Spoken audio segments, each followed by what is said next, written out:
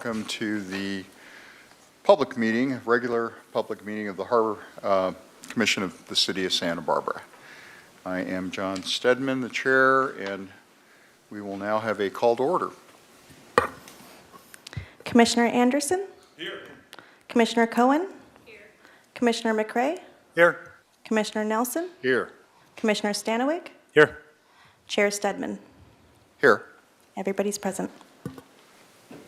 All right. There are no changes other than the reordering to the agenda. right? Yeah, Chair Stedman, we're just going to move a couple things. So right out of the gates here, we're going to do item number 2, the advisory group. We have Mayor Randy Rouse here, so we'll get him going right away. And then we're going to move item number 6 as the first new business item, just so that Assistant City Attorney Doimus can participate. Excellent. So do we want to move right to the mayor's item? Yeah, I think we can go right to the mayor. Item number 2, Advisory Group, Public Service and Decorum Training.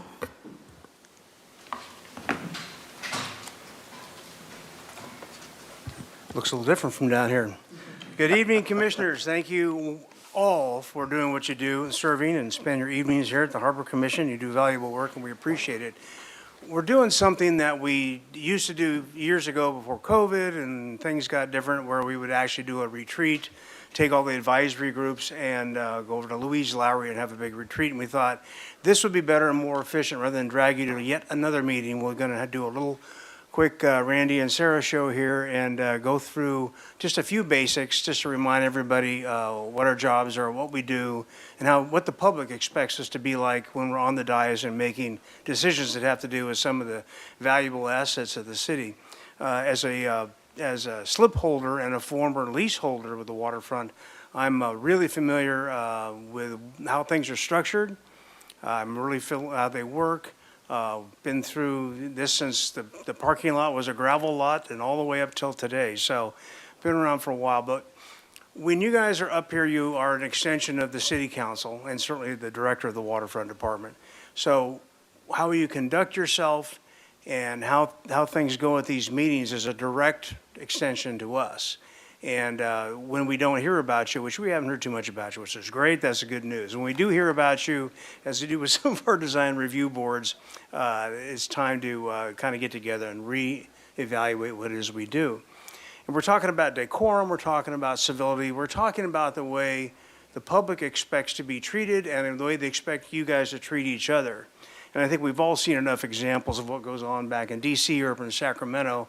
And the more people act the way they do, the less gravity you give anything they say or do, and you find out that you believe their motivations are different than the reasons why we're up here. So people will say, well, I brought you a problem or I brought you a question, but clearly you're more concerned about, your own little quibbles and your own whatever mood you're in at the thing. And you don't want to be that person.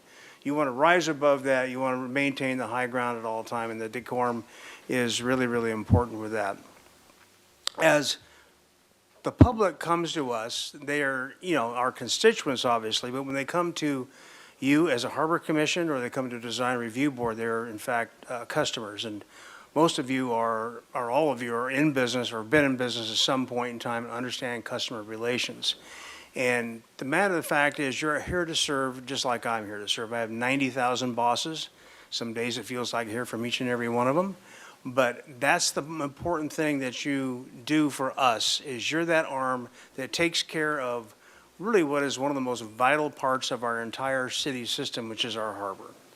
And what you guys do down there in terms of your commercial fishery, what you do in terms of the Coast Guard, the recreational boaters, all that stuff is so important to us, as well as the visitor serving things, the restaurants, the concessions that you guys oversee. So the most important thing for us is that as a body, you understand what your role is and you understand what your role is for each other. And when I talk about that, and I talk about this with my own colleagues on council, when we speak, we need to be respectful not only of the audience, but respectful of each other's time. So when you have something to say, you want to be as concise as possible, as organized as possible. You don't want to click on your mic and then start thinking on the fly. And you got to consider your audience. What is it they want to hear? Do they want to hear how you feel about something? Not really. They want to hear about what you think about something. And it's fine to be human. It's fine to have your emotions and whatnot. But when you're up there, you're the professionals. the emotions are out here, or the angst is out here, the problems are out here. You're where we come for counseling. You're where we come to resolve the problem, not be a part of the problem. And I think all those things are so important as you reflect the policies that you develop. And it's going to be slip fees, which I always hate to talk about because I'm still a slip holder, parking fees, all the things, because as you come up on budget issues and whatnot, and certainly recovering from the disasters that your staff actually handled really well, it's going to be really important that you have the steady hand, that there's no panic, that there's no angst, and there's no finger pointing. You deal with a lot of tenants, and having been in the restaurant business as well, I know sometimes that can be kind of a stressful thing to deal with. You deal with the Slip Holders Association. You deal with commercial fishermen. And then last and not least, you deal with the federal government and the Coast Guard. So all of those have interesting dynamics that can be really, really stressful. But once again, if you can stay in your position as professionals, in your position as counselors, in that position of calm and reasoned speech, you're going to do us a big favor and the city that you represent a big favor. So once again, I don't want to take up more of your evening than I have to. I just want to thank you once again for doing what you do and volunteering to do this, because you guys do have a volume of work, and I think you've got a volume of work ahead of you tonight, don't you? Don't you, Mr. Director Wiltshire? Yes. But we do appreciate it, and if you have questions or comments, please don't hesitate for a moment to ask me directly. But in any case, thank you. And Ms. Gorman's got a little PowerPoint that goes along with that. Very good. Thank you, Mr. Mayor. Hello, everyone. My name is Sarah Gorman. I am the City Clerk Services Manager, and I have with me Graciela Reynoso, our Human Resources Manager. We'll be switching off. And we'll be talking today about all the stuff that the mayor was just talking about some discussions of sticking within the purview of the commission, talking about communications, and talking about conduct. I do want to say that we are taking this, not that I would call myself a dog nor a pony, this dog and pony show, to several boards and commissions. So we are making sure this message is heard to a lot of different groups. So talking about our agenda today, we'll talk about the role of the boards and commissions and the advisory groups. We'll talk about communication, talk about conduct and decorum. Ms. Reynoso will talk a bit about some of the HR aspects here and anti-harassment training. We have a half hour booked, but I know you have a really packed agenda, so we'll go through this pretty quickly, and there'll be an opportunity for questions at the end. There, you already heard from Mayor Randy Rouse. He gets a big picture. But so does City Hall. So, the city's boards and commissions, also known as the advisory group, some cities enjoy having 2 or 3 boards and commissions, and we think those cities aren't cool. In Santa Barbara, we take boards and commissions extremely seriously, and we have over 40 of them. So, the city is structured, particularly, even going back to the charter. You guys are a charter commission. There's a number of charter commissions. It is inherently baked into the city that advisory groups are extremely important. It is important to have citizen volunteers providing the guidance on the advisory boards, and it's important to have the advisory boards as a place for members of the public to comment and give input on the various aspects of the city. So the city is both very invested in having the citizen input in advisory boards, and also very invested in making sure, as the mayor mentioned, the advisory boards are acting professionally, acting fairly, and that all the different advisory groups are behaving the same, essentially. So the council delegates advisory and decision-making authority to various boards and commissions, and it depends on which board it is. The Harbor Commission is different from Single Family Design Board, is different from Water, is different from all sorts of other ones. So each commission has a defined role and provides guidance within that role. You have in front of you the world's least most graphically designed document, which is just a list of the powers and duties of the Harbor Commission, just lifted from the charter. So for the various charter commissions that Ms. Reynoso and I are speaking to, we're handing out just a copy of the powers and duties. So it's just a reminder of this is your lane, this is your purview. Talking about the role of the boards again. Each of you, as appointed members, are representatives of the city. And this goes back to what the mayor was talking about. When you are up there on the dais, it's a big dais. It's important. If you are up there, you should continue to act as a professional. When members of the public come before a board, and I would say particularly within council chambers, you know, some of us here, Mr. Rouse and I, have spent many frightening amount of hours in this room, but members of the public haven't. People that are coming to speak to the Harbor Commission, sometimes they might be frequent flyers that come often, but sometimes it's somebody who has a one-off interest, and it is intimidating. So we want to encourage you to be warm, be welcoming, be fair, be professional with people that are coming to the board. And goodness knows, sometimes people come and they are not behaving terrifically. They are emotional, and that's why they left their house and came down to the board. Sometimes they will, speak with a lot of anger or a lot of sadness. Sometimes they come just to say how wonderful a job you're doing, but that doesn't happen as much as I might like. And it's your role to listen and to move forward with the agenda. So talking again about the roles of the advisory groups, goal is to increase participation from various community interests. So that's why we want to encourage people coming and treating them all reasonably. We want to engage the community and provide advice and expertise in your assigned area. And extremely importantly, you want to remain within the commission's purview. Each commission has its own purview. Harbors is there in front of you. Water is different. Planning is different. So it is extremely important that you provide guidance and counsel within the powers and duties that are assigned to you, and not move beyond that. In terms of conduct, there's a lot of golden rule here. There's a lot of acting decent to your fellow person. The expectation is to conduct the city's business in a professional and decorous manner.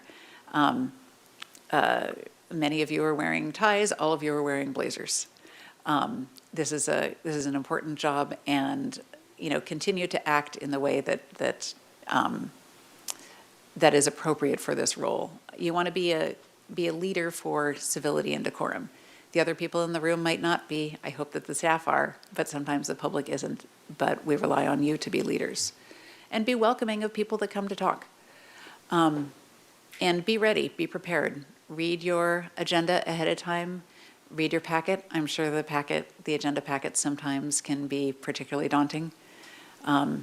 In council, sometimes everyone will be delighted. The one that we just published is 100 pages, but the one for last week was 1,600 pages.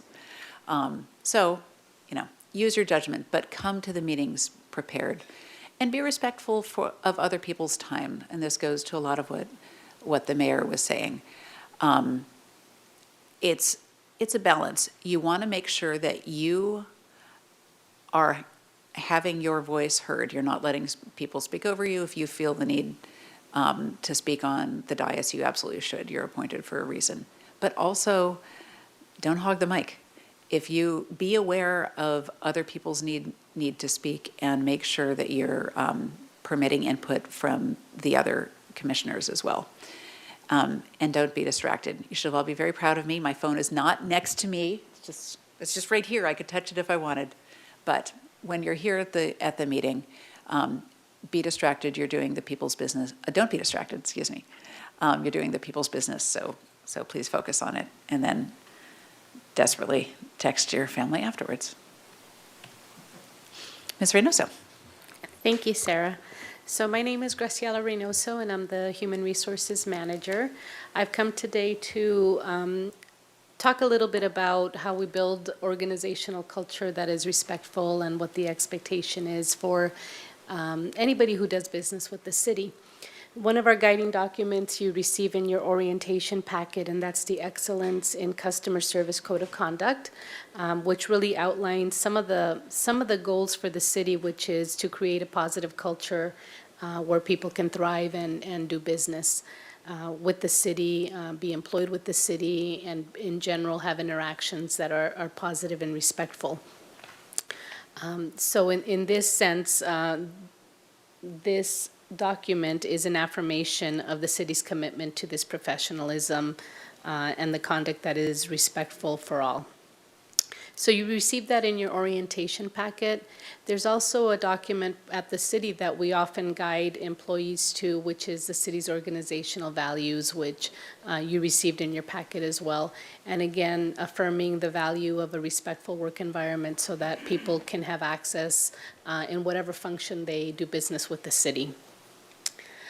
In general, some reminders for code of conduct which have been mentioned. You want to address the public and staff in a respectful and patient manner. The golden rule, of course, which is to treat others as you'd like to be treated. Practice active and respectful listening when people are before you. And this would go be the same for employees and what we encourage for employee behavior as well. Monitor your tone of voice and body language. Some studies show that most of our communication isn't verbal, but instead kind of body language and tone of voice. So up to 90% of a message can be received with those two dynamics. Make a genuine effort to listen to divergent viewpoints, and remember that it's okay to disagree without being disagreeable. To that note, we also have a couple of policies that are very well known within the city, and one of our guiding tenets, which is the non-discrimination and harassment policy, and resolution number 93-134. These documents, again, define the fact that we are, as an organization, bound by state law and federal law and policy to act when we see that somebody is being discriminated against or inappropriate activity or behavior is occurring. So in addition to the code of conduct, this policy really defines the behaviors that we try to avoid and defines what we call protected classes. So protected classes are things like age and ethnicity, sexual orientation, or identity. And there's a lot of protected classes that are listed within the policy.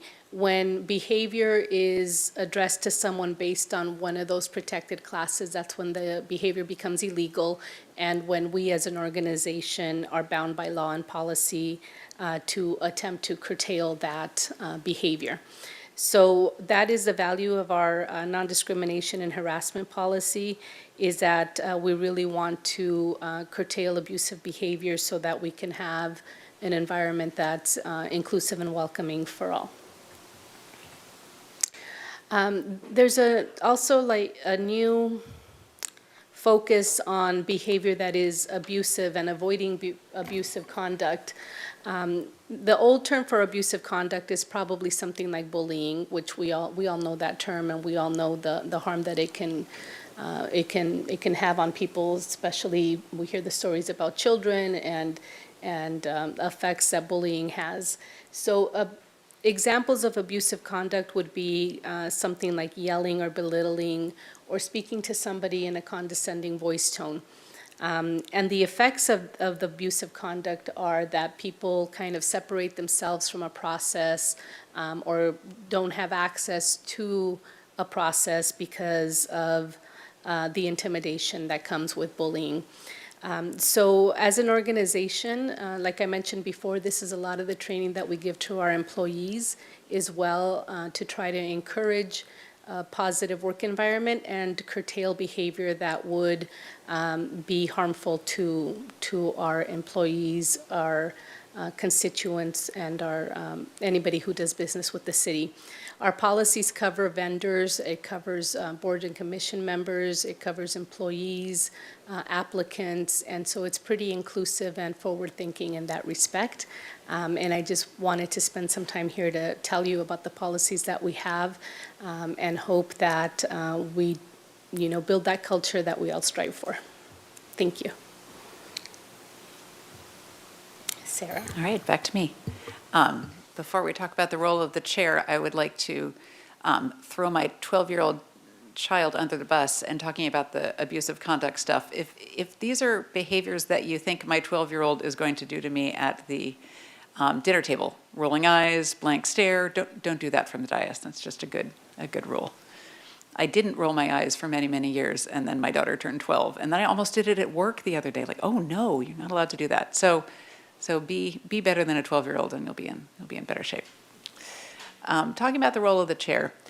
So thank you, Chair, for your service. The chair sets the welcoming tone. You're welcome. Set the welcoming tone to staff and the public before the board. You're responsible for the order of the meeting, making sure that it is that it happens in an efficient and appropriate manner. And I just want to emphasize the possibility of taking a short recess if things start getting a little crazy. Sometimes it can be helpful to just take a pause. If there are public commenters that are seems to be a little bit out of control, or if things are just going a little wild, there's nothing wrong with taking a few minutes and saying, okay, we're gonna take a 10-minute recess and come back, and that sometimes can reset a meeting really well. So just keep that in the back of your mind. So in sum, please conduct yourself as a representative of the city, being courteous and welcoming of others' opinion. And if things are getting a little heated and you need a moment, you can stop and think of this lovely, lovely picture of the sunset. So that's the end of our presentation. And we thank you for your service, and we're here for any questions.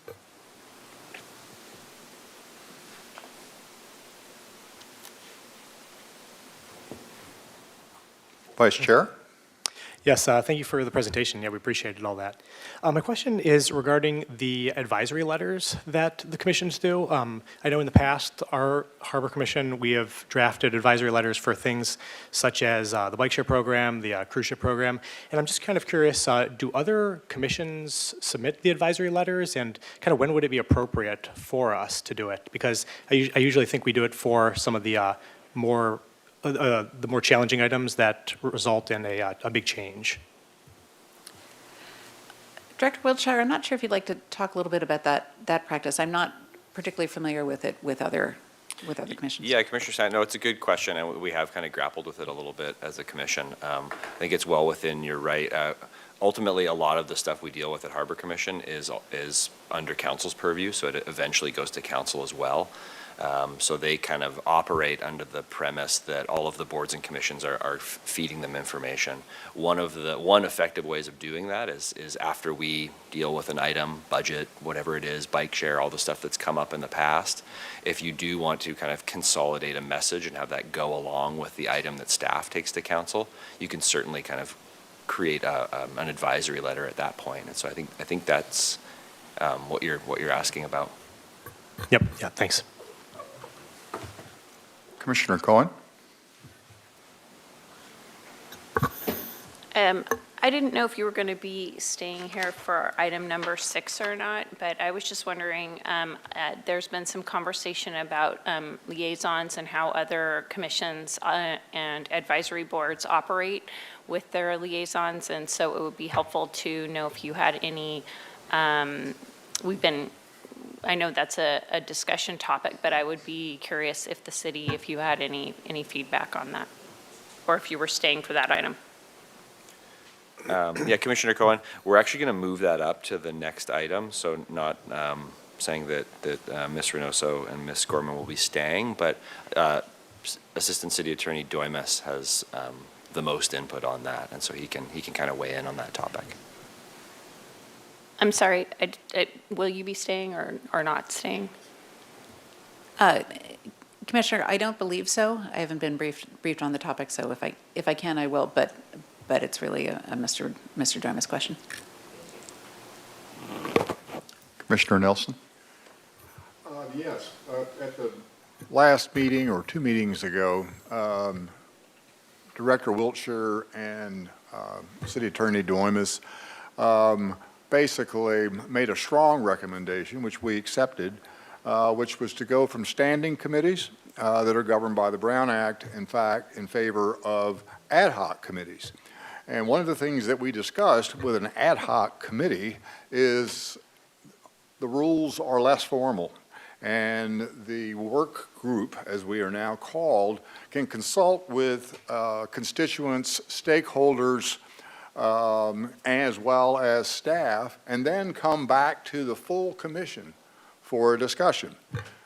It is not impossible to conceive of a situation where the work group, after consultation with staff and stakeholders, comes to the commission with an item the waterfront department doesn't agree with. So in that situation, it's not us writing an advisory letter to council saying, oh, this is great. It could very well be a letter to the council saying, we have a disagreement with the waterfront department, and a majority of those in attendance voted to do the following. Now, in terms of what you're telling us tonight, in terms of our purview, I'm assuming that's okay, because the way it was presented to us is, it's all right. Bring it all on to the Harbor Commission, and all sides will be heard, both for and against, and then you can take whatever action you want as a city council advisory group member to write a advisory letter. So I don't know how you feel about that in terms of the purview of a commission. And I think on that, I would defer to Mr. Domas and Mr. Wiltshire. Yeah, I can help with that, Commissioner Chair Stedman and Commissioner Nelson. So as Mike mentioned, it's in primarily advisory body. So there are ways you can provide advice. There's 2 common ways. One is you name an item before you, you can support it, and that's it. We support staff's opinion, or we approve this plan or amendment or whatever it may be going forward. Usually staff in their narrative, their council agenda report will include the action below. And you can also ask staff to note your approval in the council agenda report.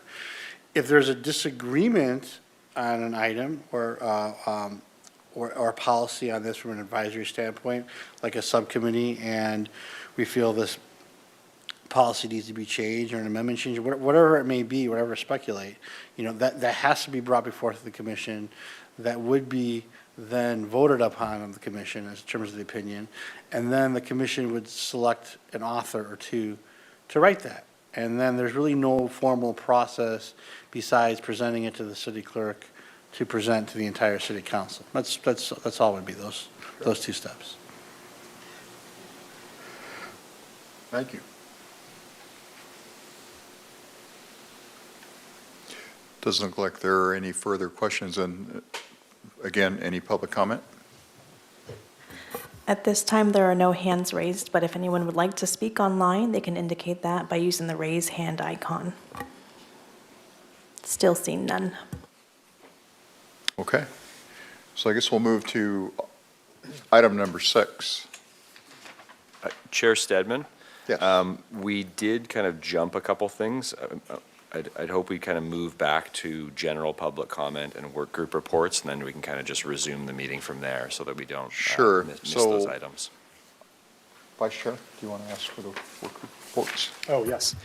Yeah, in terms of work groups, I don't believe, let's see, I think slip transfer did meet, but that is part of the agenda item today, as well as the result of a work group for commercial fishing, but that's also an agenda item. So I don't believe there's any others. Anybody else want to make a comment regarding work group?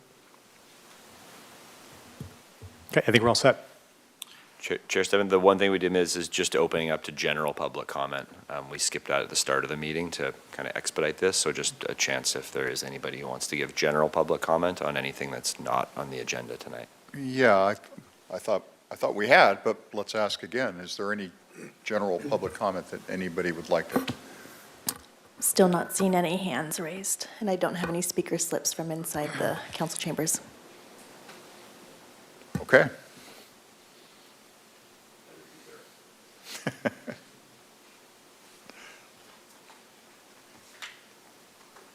Right, so moving on to item number 6 now, which we're going to kind of move up in the order so that Assistant City Attorney Duemis can participate as well. Pull that up there, yeah.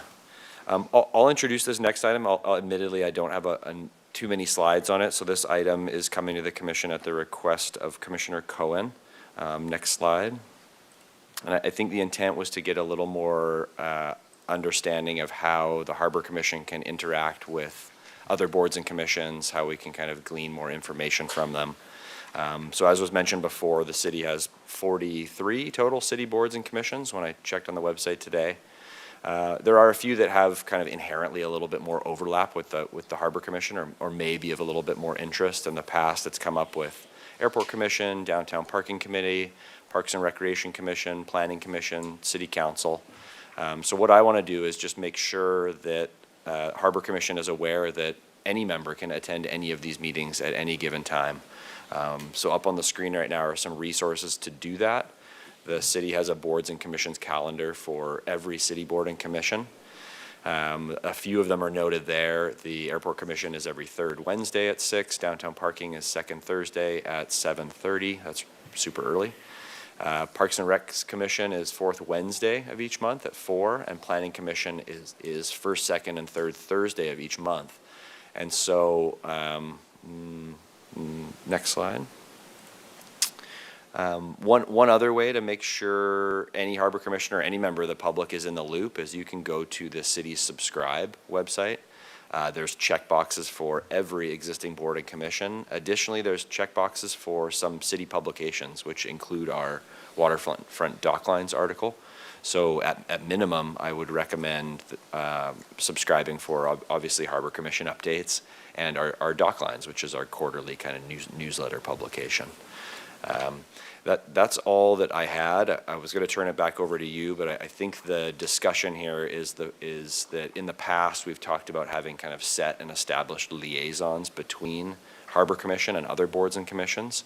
After consulting with the city administrator and city attorney's office, that's not really possible or appropriate because the city council is really the overarching body that has purview over the entire city as opposed to the Harbor Commission. With that, we can turn it back over to the commission for discussion on how you as a Harbor Commission would like to integrate more, and then if Well, yeah, I think it would help. John with wants this- to add any more, yeah. Sure, I think it would help with the discussion if I kind of add to it. Thank you, first, Commissioner, for accommodating my time moving this item up. I appreciate it. And number two, I always feel it's appropriate to hear from an attorney after decorum and civility discussion. So there are two legislative bodies in the city that do have liaisons, and there are legal and logical reasons why, and I'll explain why. But I'll also at the end kind of give you the advice where I think you want to go, and so I'll give an alternative route to that. So where we go, where do we always go as lawyers in terms of explaining legal, and then logic hopefully follows, is the supreme document to the city charter. And so you look at the two commissions that do have liaisons. Let's look at the city, well, boards, those bodies. Let's look at the city council. 505 of the city council says, all powers of the city shall be vested in the city council except otherwise provided in this charter. So if you look at it as the city and the jurisdiction as a field, they basically cover every blade of grass, right? They cover that entire field. And then you look at the planning commission. Now, the planning commission is unique because, and that's section 806 of the city charter. And planning commission is unique because you'll see some subsections of their power talking about recommending to city council. But unlike other commissions, they also have administrative power, right? They exercise such functions with respect to land subdivisions, right, provided by ordinance, not inconsistent with the provisions of this charter. They exercise functions with respect to zoning, buildings, land use, redevelopment, conservation, proposed public works, right? So they can actually take administrative action too. This commission, though, as you fortunately have your section of your purview from the previous presentation, section 811, if you look at it, it's advisory, it's a council on many of these, right? And then it has at the end, or as duties subscribed, not inconsistent with the charter prescribed by ordinance. And so under the ordinance, you have a lot of purview in terms of appeals and all that. And those go to council naturally if someone wants to appeal a decision. So the legal justification is that there's no power given to the commission to have a liaison, unlike the duties of council or the planning commission, because there is no administrative power, right? Now, there is the ability, and I'll get to you in a second, what you can do. But if you look at it, the way this committee is set up is that you provide advice to the council through advisory letters. You can provide opinions on it to the planning commission, but it's not a two-way street. Your jurisdiction is very narrow on that.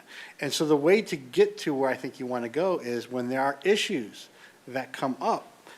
For example, today at Planning Commission, there was an airport master plan. I'm sure you reviewed the harbor master plan. Yes, that crosses many jurisdictions. It crosses Planning Commission. The way to deal with that is having a joint meeting, not having it a one-off person, because you are all liaisons to the city council. All your recommendations count, right? So when you're reviewing our item, you all vote on the recommendation. And if there's a majority, that recommendation passes, and you give the reasons why to that. So that role shouldn't be set to one person, communicating back and forth as this middle person. You all are entirely the liaisons to council, because that's your purview, that's one of your primary purposes under the city charter. As far as Planning Commission has a liaison to see what is going on here. But it shouldn't be, again, a one-off, one-on-one relationship. That should be done in joint meetings on such big projects when the two worlds meet collectively as a group, right? And it would be the most efficient way possible, and again, going back to it, the legal way, based on the words in the city charter. So you don't want to isolate yourselves as just having one person having a communication to this body. You want to be able, on those two important bodies, to equally have a voice to it, equally vote on an item, equally vote on your opinion, and that's the most appropriate way. And that's what those bodies rely on, too. And as Mike said in his presentation, too, in terms of what's going on or keeping updated, you all have that ability to just watch the meetings or keep contacted. And even at the end of the agenda, anyone can say, well, I was watching the Planning Commission, I noticed they were talking about this item or that item. I think everyone, or they're planning on talking about this item or that item. I think everyone should watch that.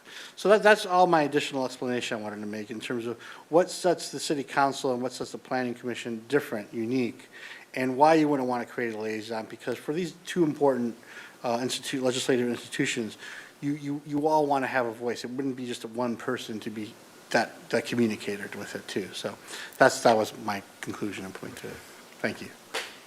Thank you, Attorney Doimus. Commissioner Cohen, you have a question? Hi. This agenda item was actually my agenda item, and the reason that I brought it forth here is because it's really the only place that we can talk openly because of the Brown Act and do this type of work. It was incredibly difficult to get it on the agenda, but I'm glad that we did, because I wanted to have this conversation with you and see if there was an interest in splitting up some of the commissions and advisories and reviewing their agendas, seeing if there's overlap. I've found that there are just too many places when I look at the work that we're trying to do to cover. So for instance, at the Maritime Museum, they just had an item that went through the planning and construction project. I believe there's going to be more construction that's going to be done in the harbor within the year or next year. I found that when we were on the budget committee, that we were trying to figure out how the parking fees would relate to the fees of the city, and no one had that knowledge. Obviously, we were able to get that knowledge from the city. And then there have been obviously items that overlap with Parks and Recreation when it comes to the beach access and that area. I also noticed that there's a master plan that's happening right now, and I think that just has to do with the the airport, but I didn't know if there was anything in there that would impact us. And there's obviously a lot going on State Street, and State Street goes all the way down to the wharf. So I ask you, I guess we cannot appoint liaisons, but if there's an interest in dividing up, if anyone would like to go to these meetings, I can't go to all of them. And it seemed like there was. And like I say, the only place we can have this conversation is here. So otherwise, I would just call you all privately and say, hey, do you want to go? But that's against the law. That's true. Commissioner Nelson? I appreciate what you said, John, about joint meetings with the Planning Commission and the Harbor Commission. In fact, when we had our priority-setting exercise, I suggested that we should get out of our silo here and do more with that. And what I hear Commissioner Cohen suggesting is maybe one of the ways we start with that outreach is to basically task an individual to make that contact with them. Because recently, two of the committees, subcommittees, or work groups that I serve on, one, commercial fisheries, and two, the business activity permit thing. Well, the commercial fisheries work group was established because of a decision by the Planning Commission. And the council asked us to address that planning issue. And while we got off the ground, we were talking about the zoning problems that were frustrating the implementation of the Coastal Act. Nothing's happened, and it's 3 years later.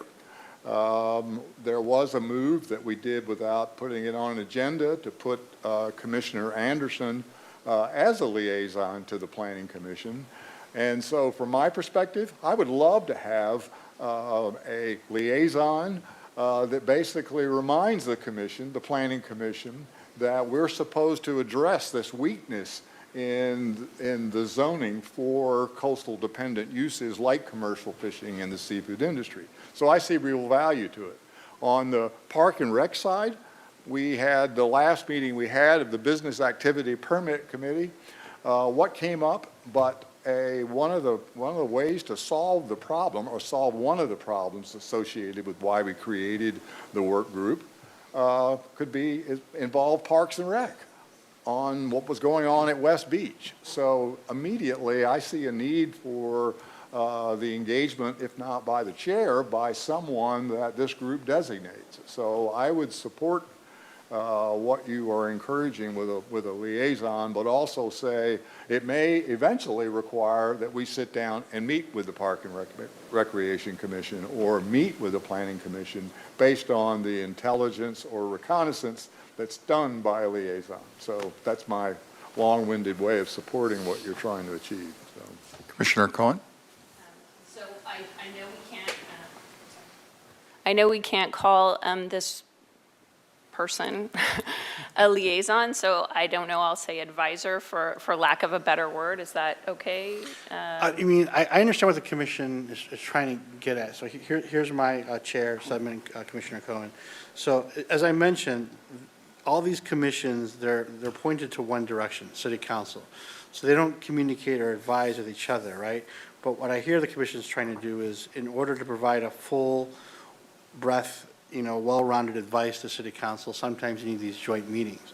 A lot of that can be done at the staff level, right? Because you're talking about staff in terms of, Harbor Commission staff trying to plan on the agenda on the Planning Commission staff, where to hold the joint meeting and all that. So if there are issues or topics, there could be an agenda item planned where all the commissions can think of, hey, what are some of the ideas, for example, of Planning Commission in the next year or 2 years that the commission wants to have a joint meeting on? What are some of the topics, right?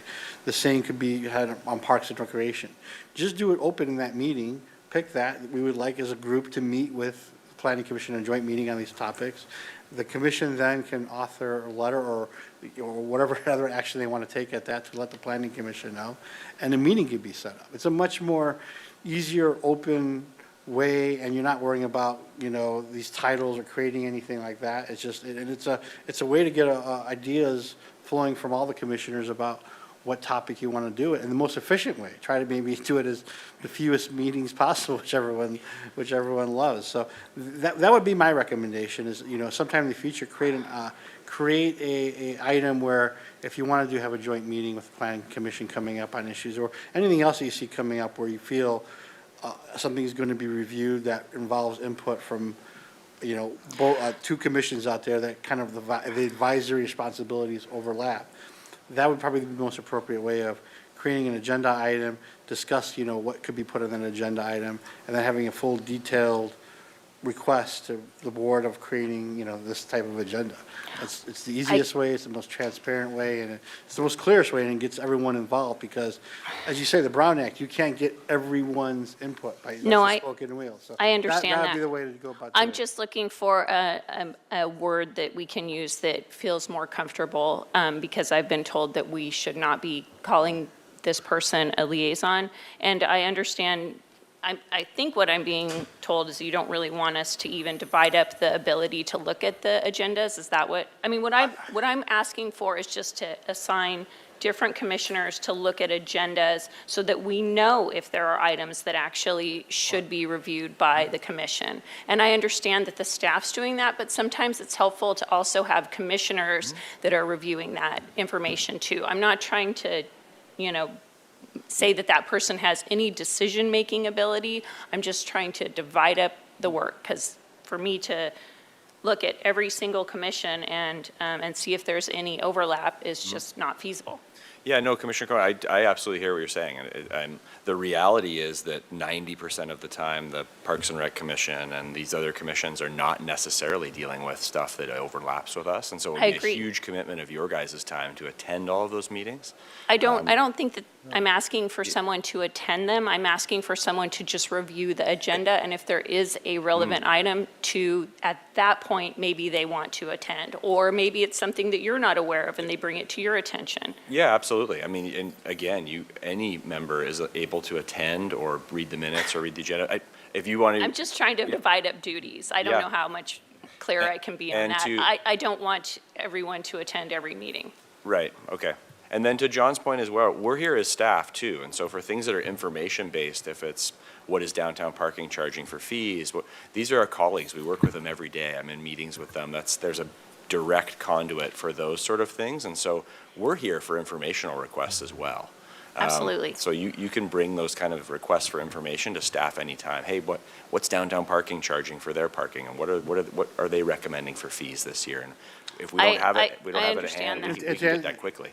And to answer your question, if you want to have, there's 43, and people want to take on the responsibility of looking at the agenda of 10, there isn't a name you call that person. It's just if you want to do something, this is not an action item, so you can't do it at this But to item, make this but- conversation easier, I'm asking for a title that you feel No. you'd be comfortable with. You're not comfortable with liaison. Are you comfortable there with really- advisor? There Are really you- shouldn't, no, I'm not comfortable with the So title should I at all. call them the not liaison? I mean, No, just a commissioner that's going to take a look at these 10 agenda items, and if there's anything of interest, they're going to report I just think back. it's easier if we have a title that we're all comfortable with, but apparently I we're strongly not. advise against titles. Could we go back to the other slide?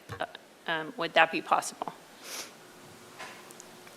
I would just ask, are there any commissioners that would be interested in looking at the agendas for a particular commission? And if you see an item that seems to overlap, to attend? I have to interrupt. It's not on the agenda. This is not an action item. This is I'm not information. asking for a vote. Okay. And I did get an answer from you on that item because this was supposed to be an actionable item, and you told me that it would be an actionable item, and it is not an actionable item. I Commissioner did note that. Cohen, I was advised by the attorney's office that there is no action on this, and so this was all new to me. I was in the meeting previously when we selected a liaison, so this is, we can learn this process as well together. But through all of this, and Assistant City Attorney Doimus has been very, very clear, there are specific reasons why boards and commissions do not have liaisons with each other. I'm not asking for a liaison. I'm gonna defer to. This Assistant isn't, City there's no Attorney action on Doimus this here. item. This item was presented, Commissioner Cohen, as an informational item.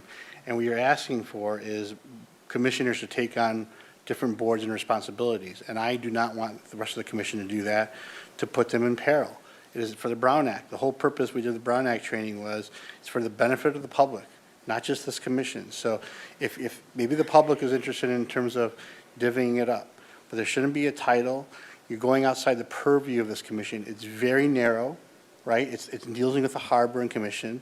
You know, there's practical ways to deal with this by review, you know, in terms of if there's major issues, like a harbor master plan and everything else like that, to be brought forward to the commission to have a joint meeting where there's robust discussion and potential significant work being done. But in terms of divvying up commissions or boards for commissioners to look at, you could bring that, you know, the commission can set their own agenda, but it needs to be an action item. It can't be, this is an informational only item. Can I add that as an action item to the next agenda? To Commissioner Cohen, to your credit, you did ask that, and I did have that on here, but I was requested to remove it. So again, I have to defer to Assistant City Attorney Doimus on this, because they are currently directing us as the waterfront on what we can and can't do with respect to liaisons and people attending. So I can't put that on the meetings. agenda as an action item in order to just discuss it with the commissioners and see if if we can divide up the duties for the non-liaison. We will put that on the agenda. Thank you.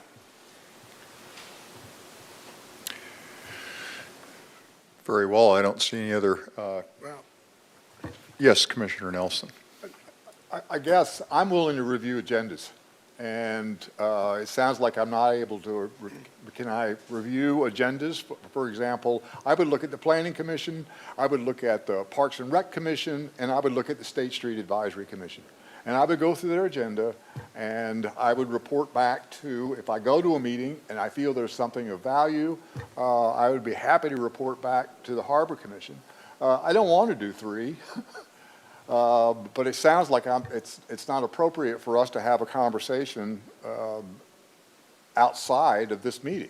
So I intend to look at those three agendas and be happy to report back to the commission at another meeting. Basically, could I do a report? Would I be allowed to submit a report for consideration by the Harbor Commission if I attended a meeting?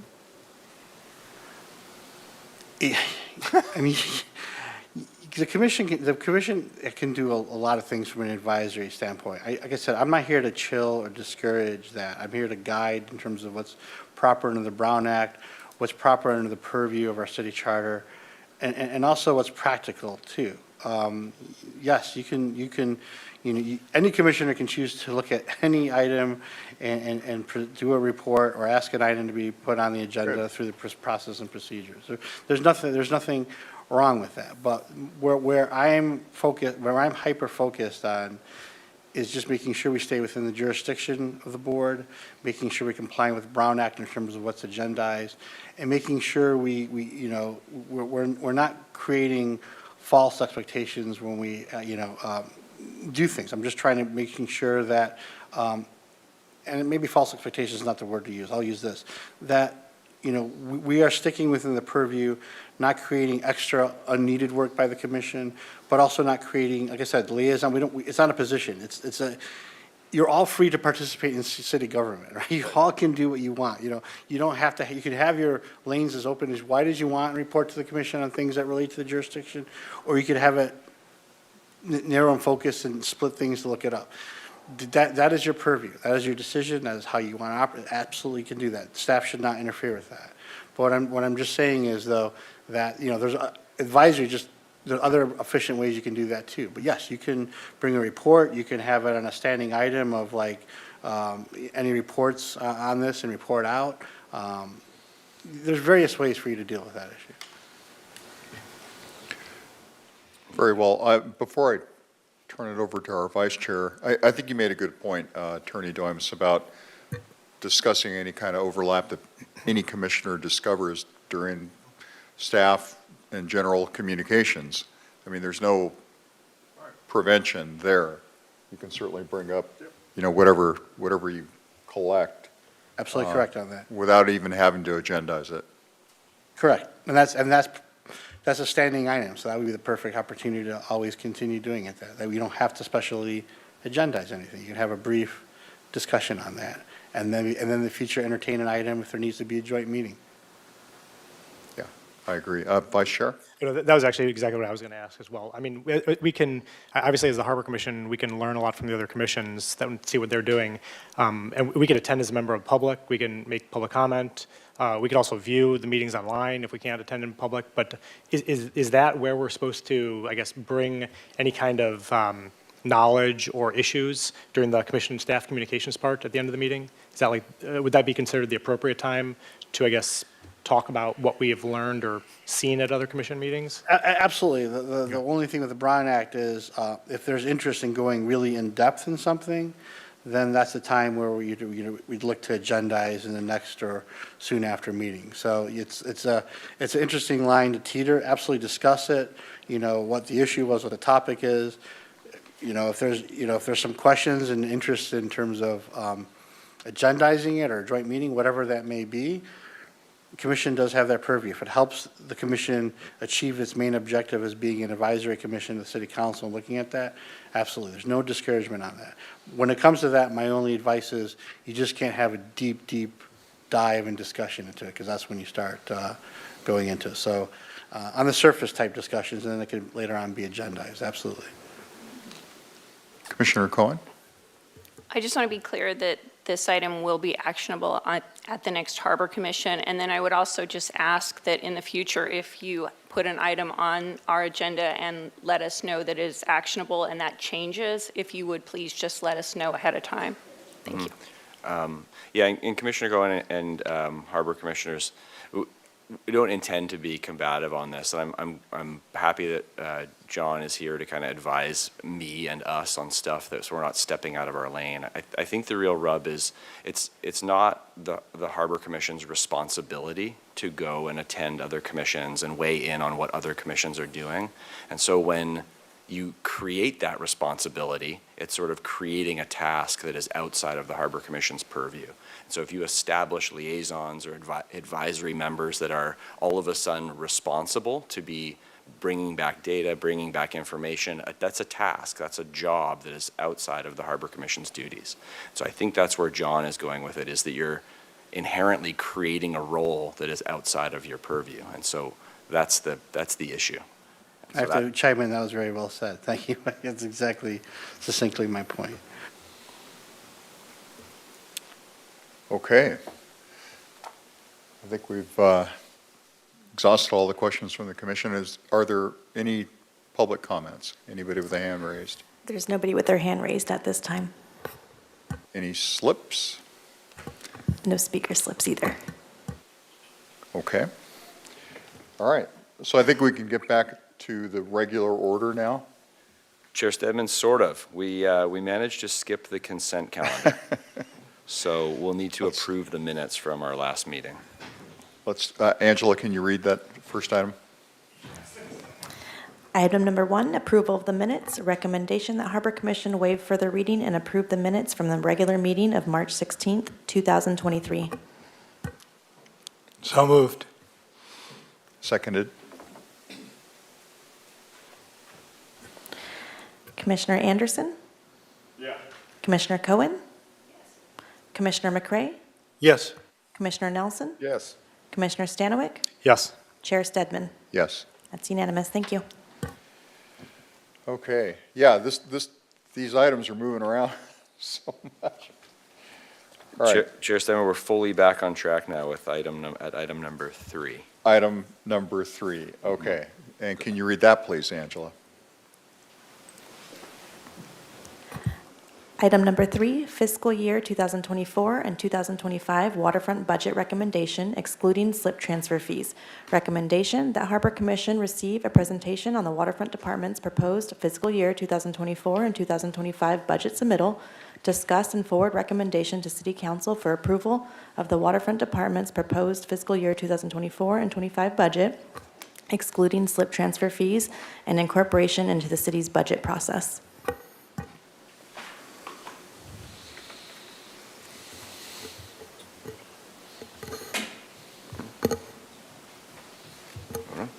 Good to go? Yep. Director? Chair Stebbin, Harbor Commissioners, members of the public, so I'm Mike Wiltshire, Waterfront Director. So I'll be kicking off our FY24 and FY25 budget. Before I get started, I would like to introduce a couple folks, Cesar Barrios, our Waterfront Business Manager, and Keith DeMartini, the city's Finance Director. They'll both be helping out with tonight's presentation, so stellar crew here. Also, before I would really dive in, I'd like to thank a couple folks. So all the work with this happens behind the scenes. This is really just kind of the final icing on the cake, the presentation of it. So Damien Goodall, our Waterfront Accounting Supervisor, lives, breathes this. He's in it every day. Mr. DeMartini's staff in the Finance Department, they're not only supporting us, but the other dozen departments who are going through this exact same process. So the amount of time and effort and numbers that are shifting around, every department is somewhat intertwined, and so it's like doing a Rubik's Cube. So kudos to our finance staff, and I really appreciate Mr. DeMartini being here tonight. With that, I'll get started. So a few things we're going to go over tonight, some of the key messages. We'll go over our kind of higher level messages for the waterfront. We'll get a little bit of big picture look from our finance director on the city perspective, what's going on in the economy and sort of the larger picture view. Then we'll get into more of the nitty gritty, the usual stuff, waterfront revenues, expenditures, our reserves, and of course our proposed fee adjustments. And we'll take a quick look at our proposed capital projects for FY24 and FY25. Next slide. So as you all know, the budget process is ongoing and essentially a year-round process. So the city operates on a July 1st to June 30th budget cycle, and we also operate on a 2-year budget cycle. So this is kind of the bigger step. We're at the start of a 2-year budget cycle, our FY24 and FY25 budget. And so the FY24 budget begins on July 1st of this year. As you can see here, step one is staff preparation of the budget. That was kind of happening all last fall, fall of 2022.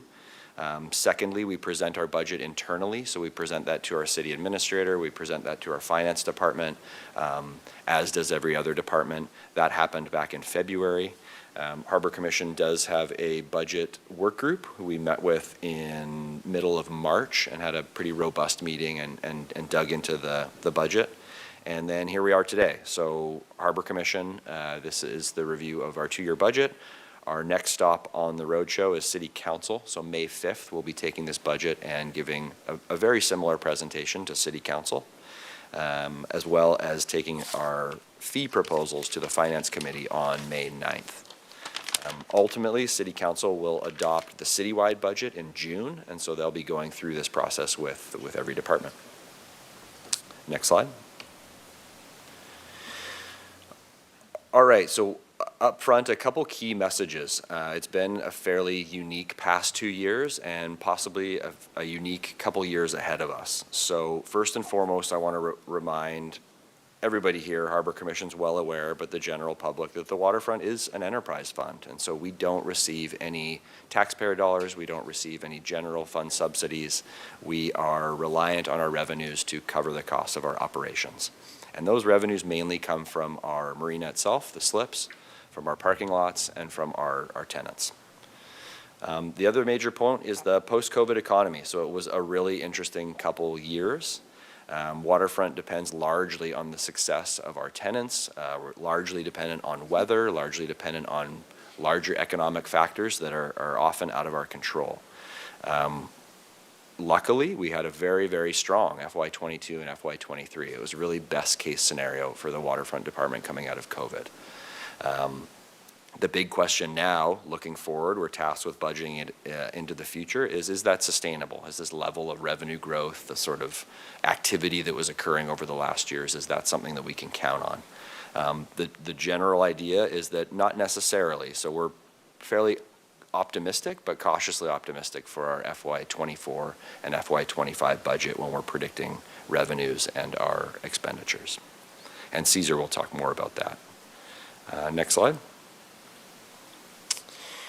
So Along with the rest of the city and other departments, one of the key messages of this two-year budget cycle is significant expenditure increases. And so we all know that inflation's been hammering the broader economy. The waterfront is not immune from that. And so this is really the time now when we are seeing and kind of feeling those effects. And so our cost of business has just gone up to maintain our status quo level of operations. Some of those major areas include insurance, materials, and labor. So both labor on the full-time side and labor on the hourly side. So these are costs that are going up, and we're not necessarily receiving more for that. We're just kind of maintaining our status quo level of operation. It's really our job to budget and kind of ensure we stay solvent as an organization. And so to that end, we have to make some revenue adjustments and budget appropriately to make sure we have the dollars that we need to continue our operations and invest for the future. So a couple of little things, but we'll talk about later some of our major budget balancing strategies over the next year or two. And knowing that with inflation the way it is, the general hope is that this is sort of a short-term shock, and that so we can make these larger and a little bit more aggressive revenue recommendations now. The hope is that as we return to a more sort of normal inflation profile and normal cost increase profile, that we can return to our sort of standard levels of fee increases. So the major moves for us are going to be in parking. So an hourly parking fee increase is something we're going to be recommending. Monthly slip fee increase. On the expenditure side, reducing our capital expenditures, and then some other various minor inflationary fee increases. And we'll get that into that in much more detail later. With that was sort of my cold open. I'm going to turn it over to Mr. DeMartini, our finance director, to give a little bit of insight on the city picture. Thank you very much, Director Wiltshire, and good evening, members of the Harbor Commission. Thank you very much for having me this evening. I'd like to give just a really brief overview of some of the major financial and budgetary impacts that the greater city is facing and has faced over the past couple of years.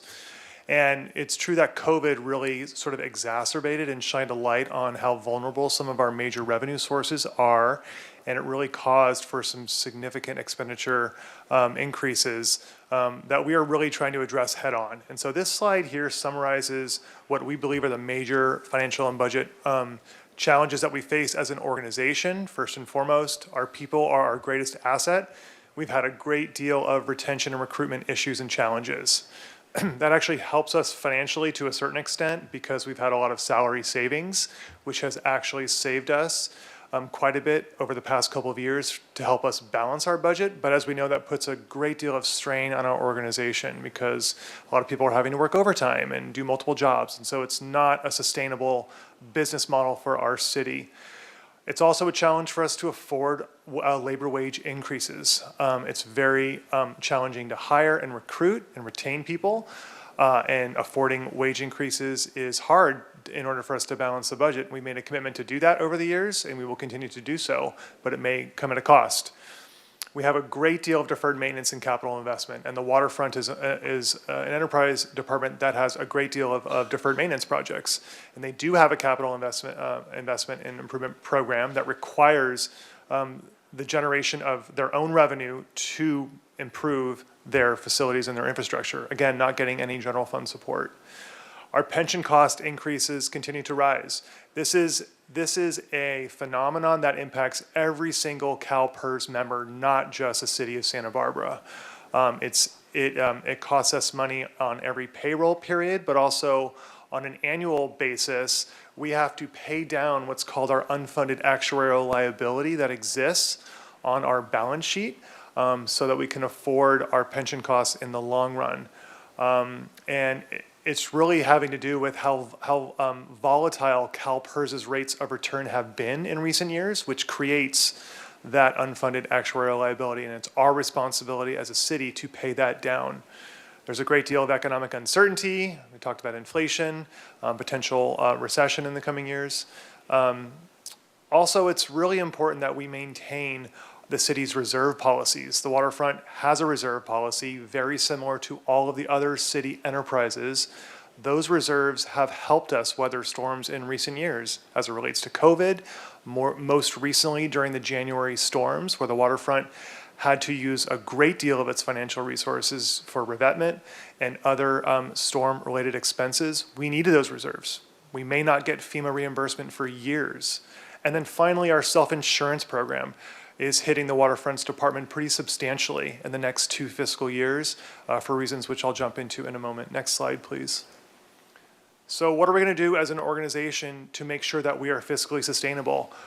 We've had this staff-led effort called Vision 2030, which truly is our plan for a smarter government. We recognize that we do not have a sustainable sort of fiscal picture. We're trying to come out of this structural deficit picture and create efficiencies, make sure that we are really picking up every stone unturned and identifying additional revenue sources that we can use and generate to make sure that we can fund our priority programs so that we can sustain our operation going forward. Next slide, please. How are we going to measure our success at achieving the goals of Vision 2030? We're implementing this CORE objective. CORE stands for City Outcomes Reaching for Excellence. And it's our own performance measurement program to measure our success with achieving an organizational optimization, innovation, a thriving workforce, and fiscal sustainability. And you will see that the Waterfront has established specific goals for their organization, as well as developing performance metrics to measure their success at meeting those goals, all in line with the upcoming budget cycle. Next slide, please. This slide here summarizes the multi-year forecast for the general fund. Again, Waterfront doesn't receive any general fund resources, but the general fund is one of the largest city funds, and it funds a number of core city functions such as police and fire. The red line is our expenditures, and the green line is our revenues. And any time where that red line, as you can see in the out years, exceeds our green line, we have a structural deficit. Our additional tax revenue that the city generates in the next couple of years is not enough to cover the additional expenditure growth, meaning our pension costs, our materials and supplies, our contracts, our capital investment in general fund functions is growing more rapidly than our taxes. Next slide, please. And the net effect that this has on the general fund reserves is us actually kind of depleting those reserves gradually over the next couple of years. This graph here shows a 21-year trend of the general fund reserves. And during the Great Recession back in 2008, 2009, you can see that the city utilized those reserves. And then over the next 7 or 8 years, gradually built them back up to the policy target of our 25% reserves. But then COVID hit in fiscal year 20. And before the American Rescue Plan Act was passed by Congress, we had depleted our contingency reserves, and we're already dipping into our disaster reserves. So through this fiscal discipline and implementing expenditure reductions and controlling our costs, we were able to grow our reserves back up to the policy level. But unfortunately, that trend is sort of going in the wrong direction in the couple of out years ahead. So we have our work cut out for us. This is a problem that we will solve so that we can achieve fiscal sustainability, but it will be challenging. Next slide, please. I mentioned earlier that the Waterfront Department in particular is impacted pretty significantly by additional allocations in the waterfront budget to cover the costs of making sure that our self-insurance program is sustainable. The city is self-insured. We pay for our property insurance program, workers' compensation, general liability. The waterfront has a number of properties, and properties that require a pretty significant amount of property insurance. Property insurance costs have grown pretty substantially in recent years as it relates to the climate conditions. Additional wildfires that occur pretty much year-round, storm-related issues, which we just recently experienced over the past couple of months. And then there's also issues with general liability, just the amount of claims that are being processed and the amount of those claims. Next slide, please. This graph here shows how much money we have in the city's self-insurance fund, the red line, and the gray line on top is what our actuary recommends that we have in that fund to make sure that we have enough money to pay our claims, to pay our property insurance premiums, and so on and so forth. Those lines are starting to grow further apart.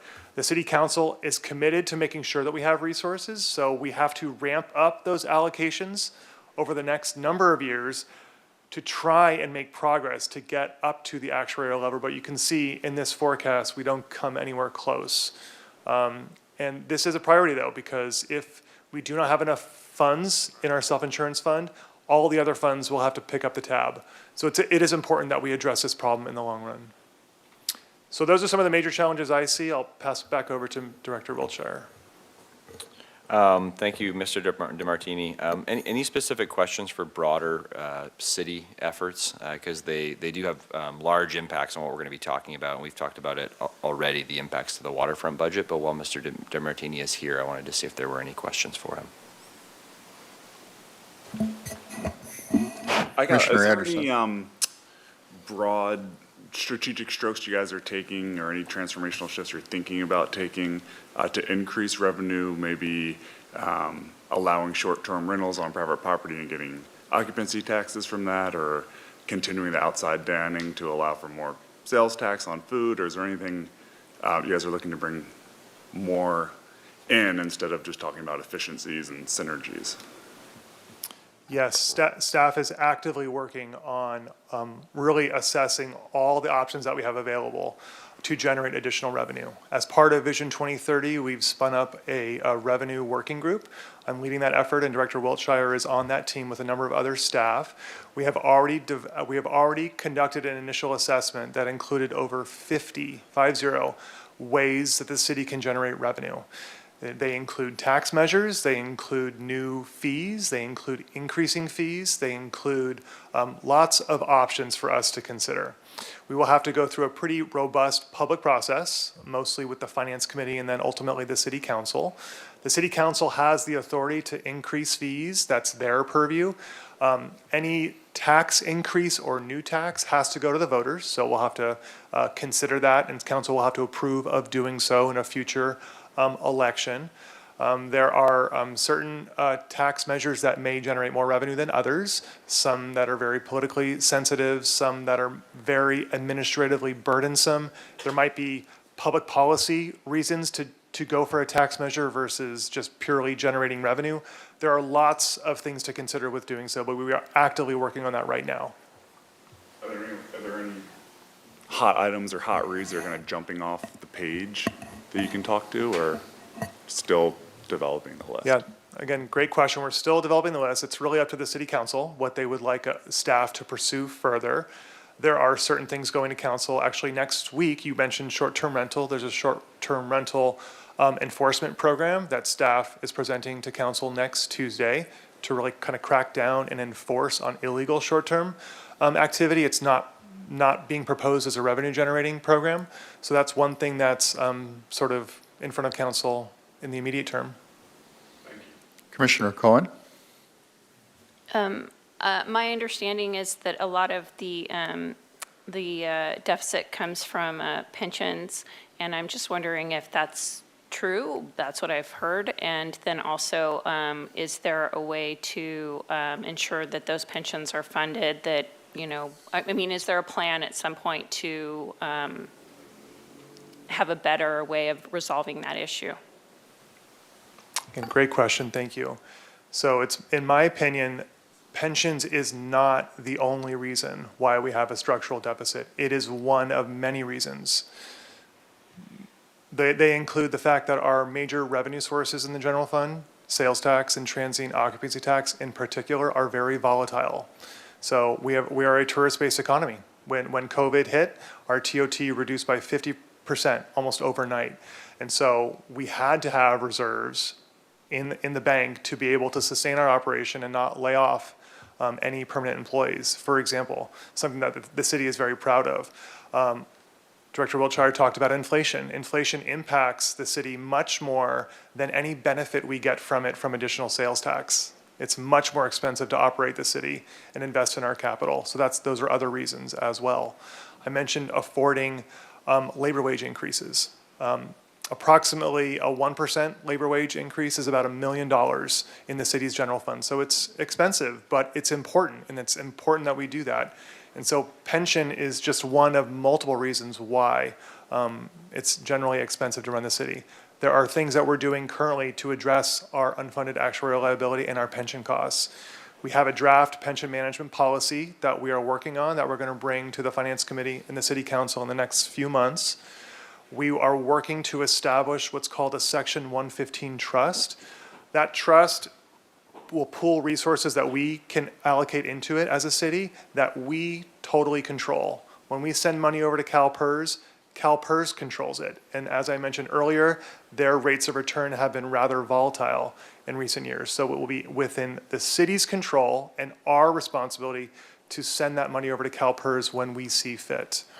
Also, the council took pretty decisive action back in December on the city's reserve policy. So anytime that the city experienced a surplus of funds in a prior year, 50% of that surplus would go towards capital. They took an action to, instead of having it go to capital, have it go towards our pension costs. A very, very important decisive action. So that will also help in time. Just a follow-up, is how much of the deficit is because of pension, can I ask? Or do you know? Well, I think, so approximately from fiscal year '23 to fiscal year '24, the additional UAL payment that we have to make for our pension liability is approximately $3 million from year to year. But again, costs for salaries, materials and supplies, contracts, capital are also going up. So it's a contributing factor. Yes. Commissioner Nelson? My question is about organizational changes and shifts. As part of your work group, I mean, when I went through this in state government, you know, the first way we would deal with the structural deficit is we just shave everybody's budget by 5%. You figure it out. We just want the 5%. You can do what you want to do. But that didn't work after a while. So we had to actually take a look at the functions of government and decide that we couldn't do 10 anymore. We could only do 5 or 6 or 8. So we literally reshaped government to make it more efficient. And sometimes that required consolidation, which is always controversial.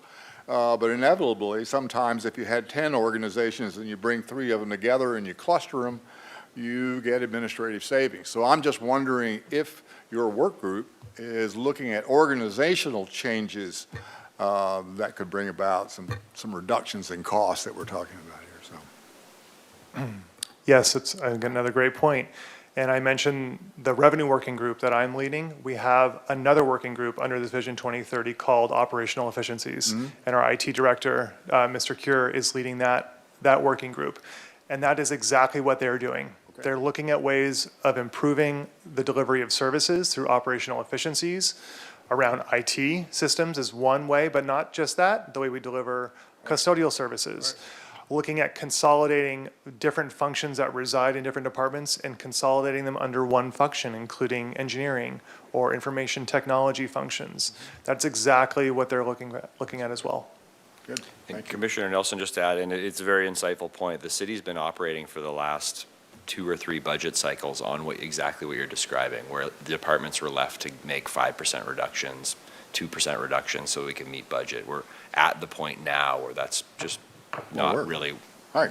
it won't get there. And so that's where Vision 2030 came from, and all of this effort to sort of evaluate the services we're providing as a city and match that with the revenues that we have. And so it is a big lift, though. That's why. I know that, and I guess that's what you got to do. I mean, waiting for things to return to normal, I think, is the wrong way to go. That may not happen. And so what can we do? And what, for example, when I was working on parks side of the world, every park had their own administrative budget and detail, personnel officer and procurement and all of that. So the first thing we did is we put all the parks in different regions of the states into clusters, and we immediately had big savings on procurement and personnel and that, human resources and that sort of thing. It's ugly and it's not fun, but I think that's where we are. Thank you. Any public comment? Angela? I haven't received any speaker slips, and there are no hands raised right now on Zoom. Okay. And one final question for you, Director DiMartini. Does the city issue bonds? Yes, the city has issued bonds for specific capital projects. We've refinanced debt in recent years as well. We've had some sort of lease purchase agreement for large equipment such as fire trucks and apparatus. And we are about to issue debt probably within the next year, year and a half for the new police building. And that will be funded by our Measure C district sales tax. Thank you. Thank you, Mr. DeBarnini. Yeah. Back to waterfront. So next slide. All right, so I believe you've all seen this before, and this is really just kind of a high-level snapshot of where our revenues come from and where our expenditures are. And so the slide on the left shows our revenues pretty clearly from three major sources. So marina management, that is everything to do with our slips and what our marina brings in. Property management, that is our tenants and leases and license agreements. And parking services, so our parking lots. And then a very small sliver, which is financial management, which is really just sort of interest income and investment income on our reserves and the money that we hold. But it represents a very small part of our overall revenue profile. On the expenditures side, so as one would expect with an operationally intensive organization like ours, staff salaries and benefits are the largest portion of our expense. Some of the other big items that we've mentioned, supplies and services, that's really where all of our contracts land, all of our materials that we buy, lumber, timber, tools, all that sort of stuff for Stearns Wharf, the harbor, and kind of blanket contracts that we have for custodial services, really the nuts and bolts of what we do. Allocated cost, Mr. DeMartini spoke those. Those are costs that we pay to the city for services that we receive. So our fleet, all of our vehicles, we do not maintain those. Those are centrally maintained through Public Works. Our insurance, our property insurance, our IT services, our attorney services, those are all kind of baked into that overhead and allocated cost number. The other big portion, to Chair Stedman's point, is debt service. So the waterfront itself takes on debt when we have projects that are larger than what we can afford with our typical capital budget. So we spend about $2 million a year serving existing debt. The major portions of that debt were for the Marina One reconstruction project, and there's a little bit of debt there for a previous fire on the Stearns Wharf to rebuild that. And so we continue to service that debt. As that debt comes due and we pay it off, we'll likely take on more debt to do larger projects like continue to replace Marinas 2, 3, and 4. So that's sort of a summary. One of the big overarching things to notice is that our budgeted revenues for FY24 are significantly less than our FY24 budgeted expenditures. So we typically utilize reserves or surplus to fund our capital program. Our capital program ranges anywhere from $1 million a year to $2 million a year. The hope is that year over year we generate a surplus or have reserves to allow us to reinvest. The goal would be to get that on parity. We should really be generating the amount of reserves it takes to fund a required amount of capital in any given year and not rely on a surplus. Doing that in this given climate is tough with inflation and what we're already proposing, but that is sort of a long-term goal, is to get our revenues and expenditures matched, so we're not relying on good years being good and kind of ignoring the bad years when they're bad. Next slide. All right, I'm going to take a minute on this one because it shows a lot, but it might be a little bit cluttered. And so what this graph represents is that vertical line down the middle. Everything to the left of it is actual numbers, so that is past data. Everything to the right of it is future projected data. The red line is our expenditures, and so to the left of that line item, those are actual numbers. You can see in some years our expenditures go up and go down. They can be relatively volatile.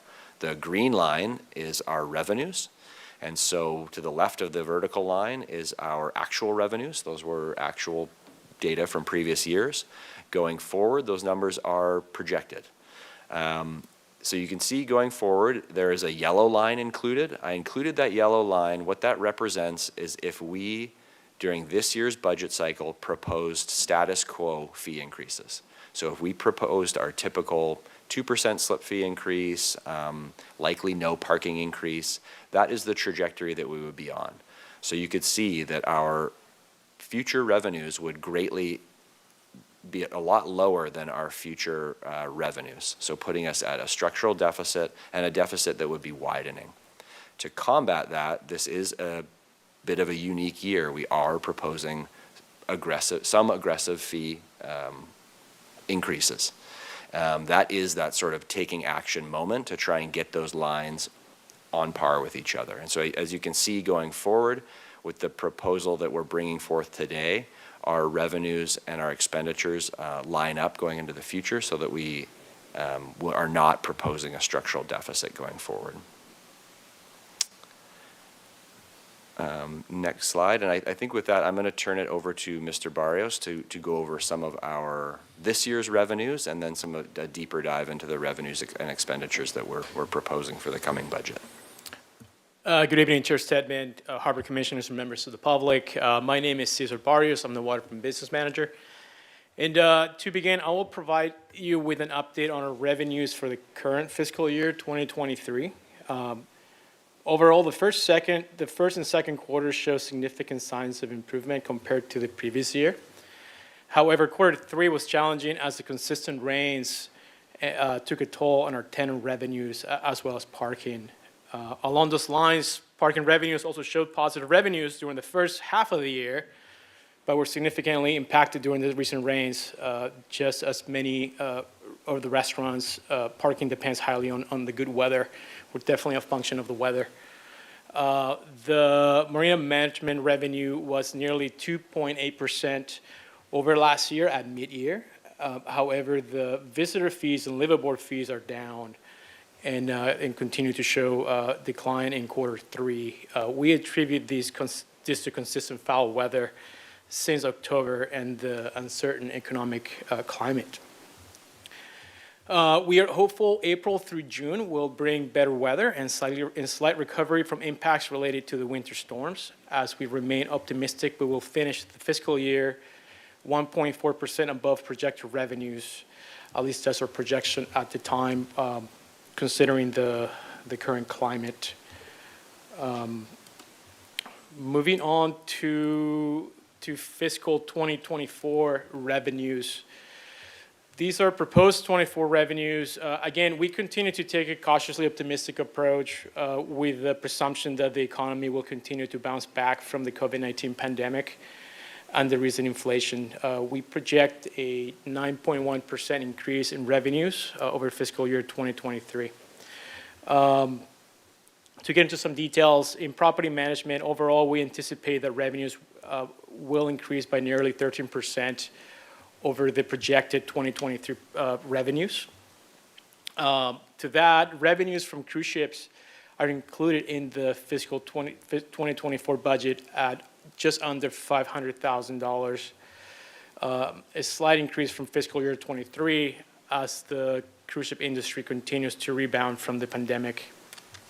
The commercial revenues in fiscal year 2023 show signs of recovery, and we expect it to increase in 2024 as well. In regards to financial management, the Finance Department has provided the waterfront with a projected 9.3% increase in interest earnings for fiscal year 2024 over fiscal year 23 projections. Primarily, this is a function of fluctuating interest rates and our reserve balances. Moving on to parking services, we expect parking revenues to continue to rebound, and we anticipate a 10.7% increase over fiscal year 23 projections. Our parking fees continue to be a primary driver in parking revenues, which including the annual parking permits. Lastly, the marina management continues to post steady revenue increases. As we expect fiscal year 2024 revenues to increase by 5.2% compared to fiscal year 23. Also, we remain optimistic that we'll have steady vessel transfers through this coming year.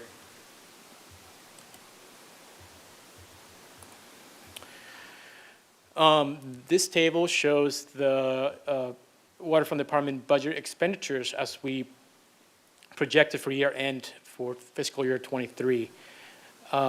We project salaries and benefits to finish the year below projections due to positions held vacant, which includes facilities maintenance worker, a number of hourly positions, as well as the waterfront business manager position that remained vacant during the first half of the fiscal year.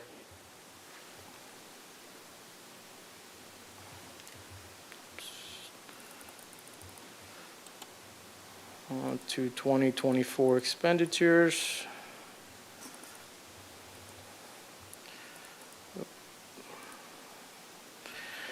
Okay, overall, we anticipate a 4% increase in department expenditures for fiscal year 2024 when compared to the current year, which is '23, noting that this 4% increase does include the capital outlay for 2024. Salaries are set to increase by 9% due to various bargaining unit agreements, and benefits are due to increase by 11%. Our allocated costs are due to increase by 23%, primarily due to significant increases in the waterfront costs for property insurance, liability insurance, and overhead allocations.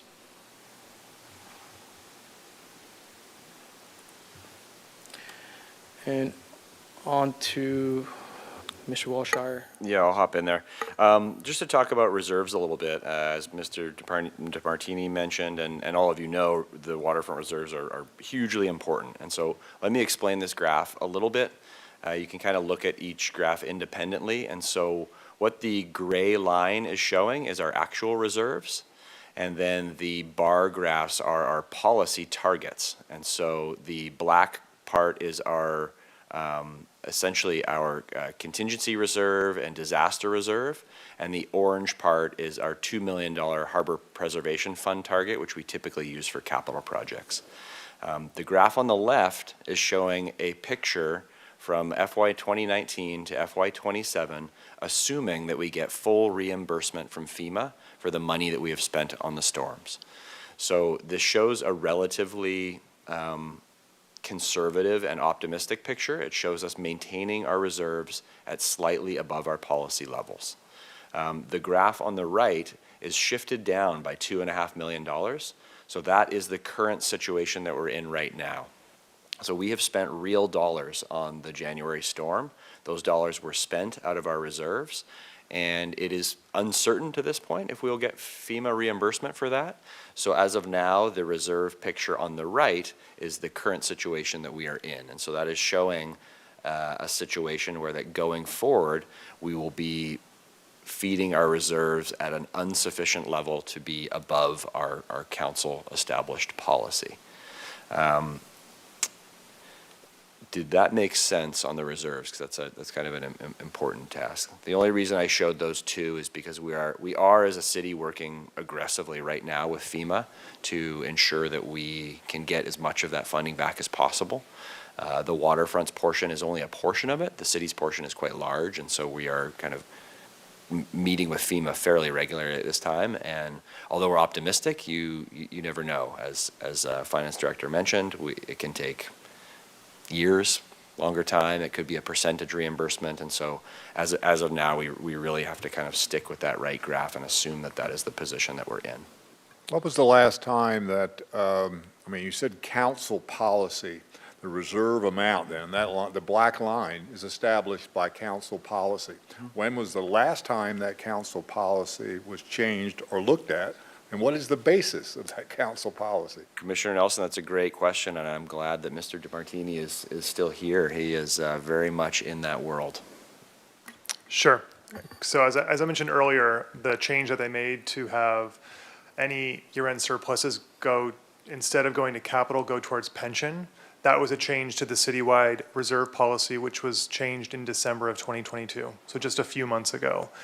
Prior to that, it had been updated just sort of as needed for certain funds. We now have one consolidated citywide reserve policy, which is great to have for clarity and transparency. The 25% target is a sort of a government standard. It represents, again, 25% of next year's annual operating expenditures. So if there was a disaster or sort of loss of revenue, there's at least enough cash in the bank to sustain that operation until some fix were to occur.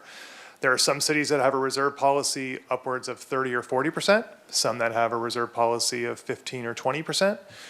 Because our revenue sources are more volatile than a city that isn't on the coast, that isn't a tourism-based economy, a city like that may have a lower reserve policy, but our city, in my opinion, has the right level.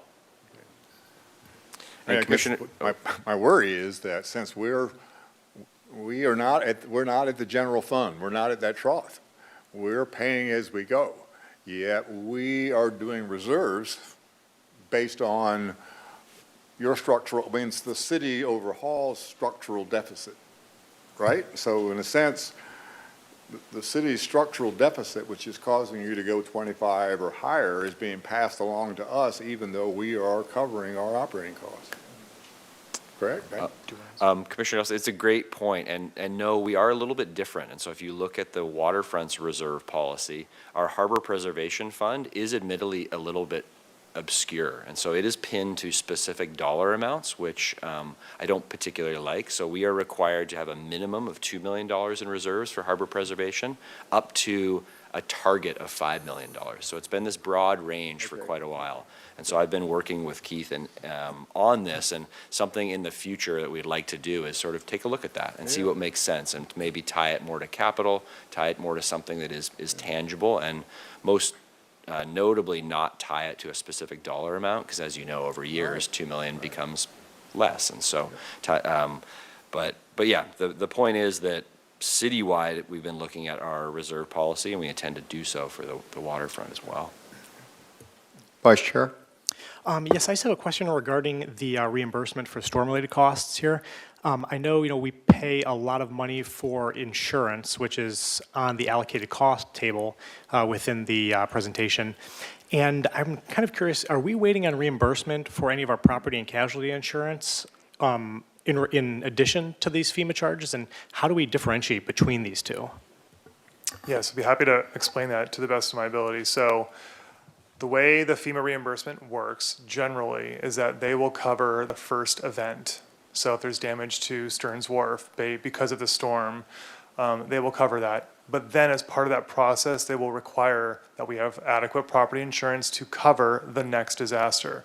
And so you kind of get one pass at it, if you will. So we have to have property insurance to cover our facilities and our assets. And so then, if FEMA does not cover it, then is it passed to the property and casualty insurance? Is that how it works, or no? So they kind of work hand in hand. So Okay. FEMA first wants to see what our insurance adjusters will cover, if anything at all, and then they will assess what insurance isn't covering to see if they can cover it, if it qualifies under the number of categories under a public disaster, and then we kind of go from there. But again, that process takes quite a long time. Okay, great, thank you.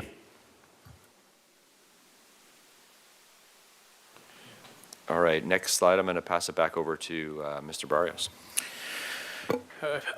Chair Stedman, Commissioners, members of the public. So now we're going to dive in a little into more details as far as the proposed fee adjustments, and we'll start with parking. So the most significant fee we're proposing is the adjustment that pertains to parking rates increasing from $2.50 to $3 per hour, generating approximately $540,000 in additional revenue. That accounts for Harbor Main and all the self-pay parking lots. For Stearns Wharf, we're doing an increase from $3 to $3.50 per hour, which is a $45,000 increase. We are also proposing increases in the annual parking permit. Currently, it's at $125. The proposal is to increase it from $5 to $130. That's valid all year round, and it would generate approximately $25,000 in revenue. Overall, with these increases, we're projecting just over $600,000 in revenue, as shown in this table. Next, we're moving on to marina management, and we are proposing various fee increases. And though, this is one of the more substantial increases we're proposing, and we understand some of these fees are historically higher than the average annual increases, as Mr. Wilshire mentioned, around 2-3% annually. But these are measures we're taking in response to the economic demands. Most notably, the 10% increase to slip and liveaboard fees, which combined would generate approximately $500,000 in revenue for the year.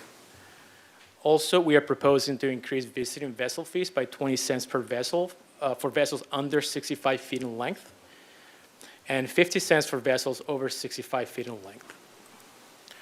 Among these fee increases, we also include an increase to vessel impound fees from $100 per occurrence to $250 per occurrence.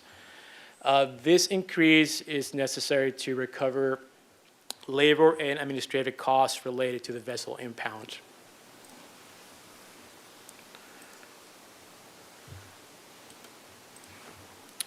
Next, we have fee adjustments to permits and miscellaneous.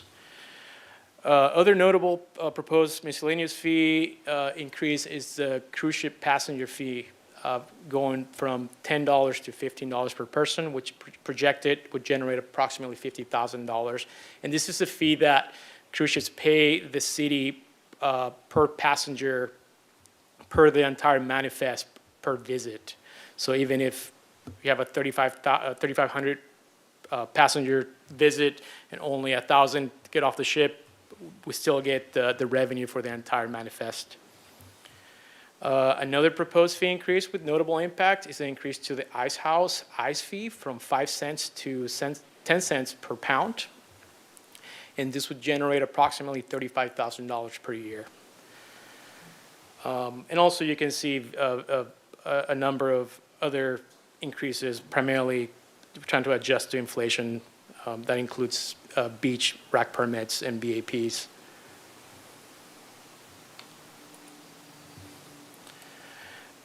Here you have a table showing the summary of the total impactful proposed fees, which are critical to balance our budget, potentially generating $1.2 million in additional revenue.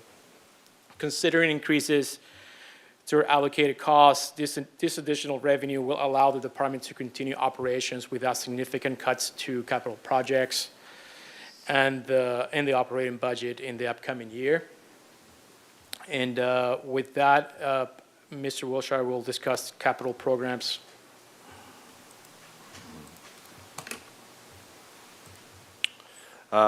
This slide will be relatively quick. You all are familiar with our annual capital program. Typically, looking at last year, we allotted a little over $2 million for capital. So as you can see, we've cut that number down. So this is one of the areas where we have a fair amount of control over if we need to kind of throttle expenditures. So when COVID hit, we kind of stopped capital spending. When we're running into troubles, we stop capital spending. And so one of the ways that we're essentially balancing inflation this year is limiting our capital spending. You can see the top two line items, $500,000 for Stearns Wharf annual maintenance and $470,000 for marina maintenance. These are really bread and butter capital renewal of both Stearns Wharf and the harbor itself. So those are spent on heavy timber, lumber, supplies, contracts to drive piles, replace deck boards. That's really the heart of where we get long-term replacement work done on the wharf and in the harbor. That's about $1 million of that $1.5 million. So in my opinion, our capital spending is very underfunded. We have a huge amount of deferred maintenance. You look at things like all of our parking lots, our public restroom facilities, all this stuff that's under our purview to maintain, and to essentially kind of have only $500,000 per year to play around with to get all of that done. And so it makes it very hard, and a lot of that deferred maintenance gets scheduled a lot of years out. And so we're really kind of pushing to properly fund that capital maintenance. With that, I think that brings us to the end of the discussion. So I want to turn it back over to the commission. And one note, we did separate this item from the slip transfer fee item, which will be handled next. Commissioner Stanwyck is a slip permittee, and so we separated them. So the full commission can weigh in and discuss this item specifically. Commissioner McCray? Yes, looks like there was a lot of work in this, and I really appreciate that. One item did catch my eye in particular, and so I'd like to speak to that. I took a look at what other harbors up and down the coast charge to bring a boat into a launch ramp and park and go fishing for the day, because that's kind of my thing, right? So I noticed that the proposed fee increases, given what was already being charged, appear to be a total of $30 per day for a boat and trailer rig to park and launch their boat at our harbor. And it appears, after looking at the different fees up and down the coast from about Morro Bay south to San Diego, that is roughly twice the average. And I expect that other harbors will be considering the same kinds of actions to, increase their charges and so forth. But I think that's quite a bit. So I looked at, let's see here if I can pull this all up. I looked up and down the coast, and the first thing I found was that San Diego doesn't appear to have fees for their 9 area launch ramps, and that's really an exception. When talking to the people down there, it appeared that they were most concerned with the public access issue. And I know that for our area, there's not a slip to get really between Ventura and perhaps all the way up to Carmel and Monterey area. So it's the public access for boating is really only truck and trailer. Now looking at the Oceanside Harbor, they're a little on the higher side, $10 a day in the low season, $15 on the high season. Doesn't sound like much, but they charge an extra $20 if you stay there overnight, which is between 8 p.m. and 4 a.m. Dana Point Harbor was $15 a day. Newport Dunes and Newport Bay, I couldn't get a number on. There were public comments where that it was inexpensive. Dana Point Harbor is $15 a day. Long Beach ramps are $12 a day. Los Angeles at Cabrillo is $15 a day. Sunset Aquatics in Huntington Beach is $15 a day. Marina del Rey is $15 a day. The exception to these kinds of rates are the places where harbors actually provide the service of running boats out on a hoist. So there's a person running a hoist and dropping the boats in the water. So Redondo is one of those. And they were up to $30, up to $40, but I would say the average was $30. They have various rates for different sizes. At Ventura, moving up the coast, they're $10 a day. Channel Islands, varies from $13 a day to $19 a day if you stay overnight. Once again, those hours are, if you stay past 8 p.m. Port San Luis Sport Launch is another one of those hoist areas. They charge roughly on average of $25 a day. The prices range from $20 to $30. And then in Morro Bay, it was difficult to find the number, but the number appears to be $6 a day. That was from a 2020 post, however, so it could be considerably more. So on this item, I'd like to recommend that we actually defer forwarding a recommendation to City Council on this and it's items 24 and 25. And I'd like to ask staff to analyze an alternative, which would be to drop the hourly rate. I think the proposal is to go to $3 per hour and just institute a flat $5 rate per day for the trailer portion, and see what that does to our budget.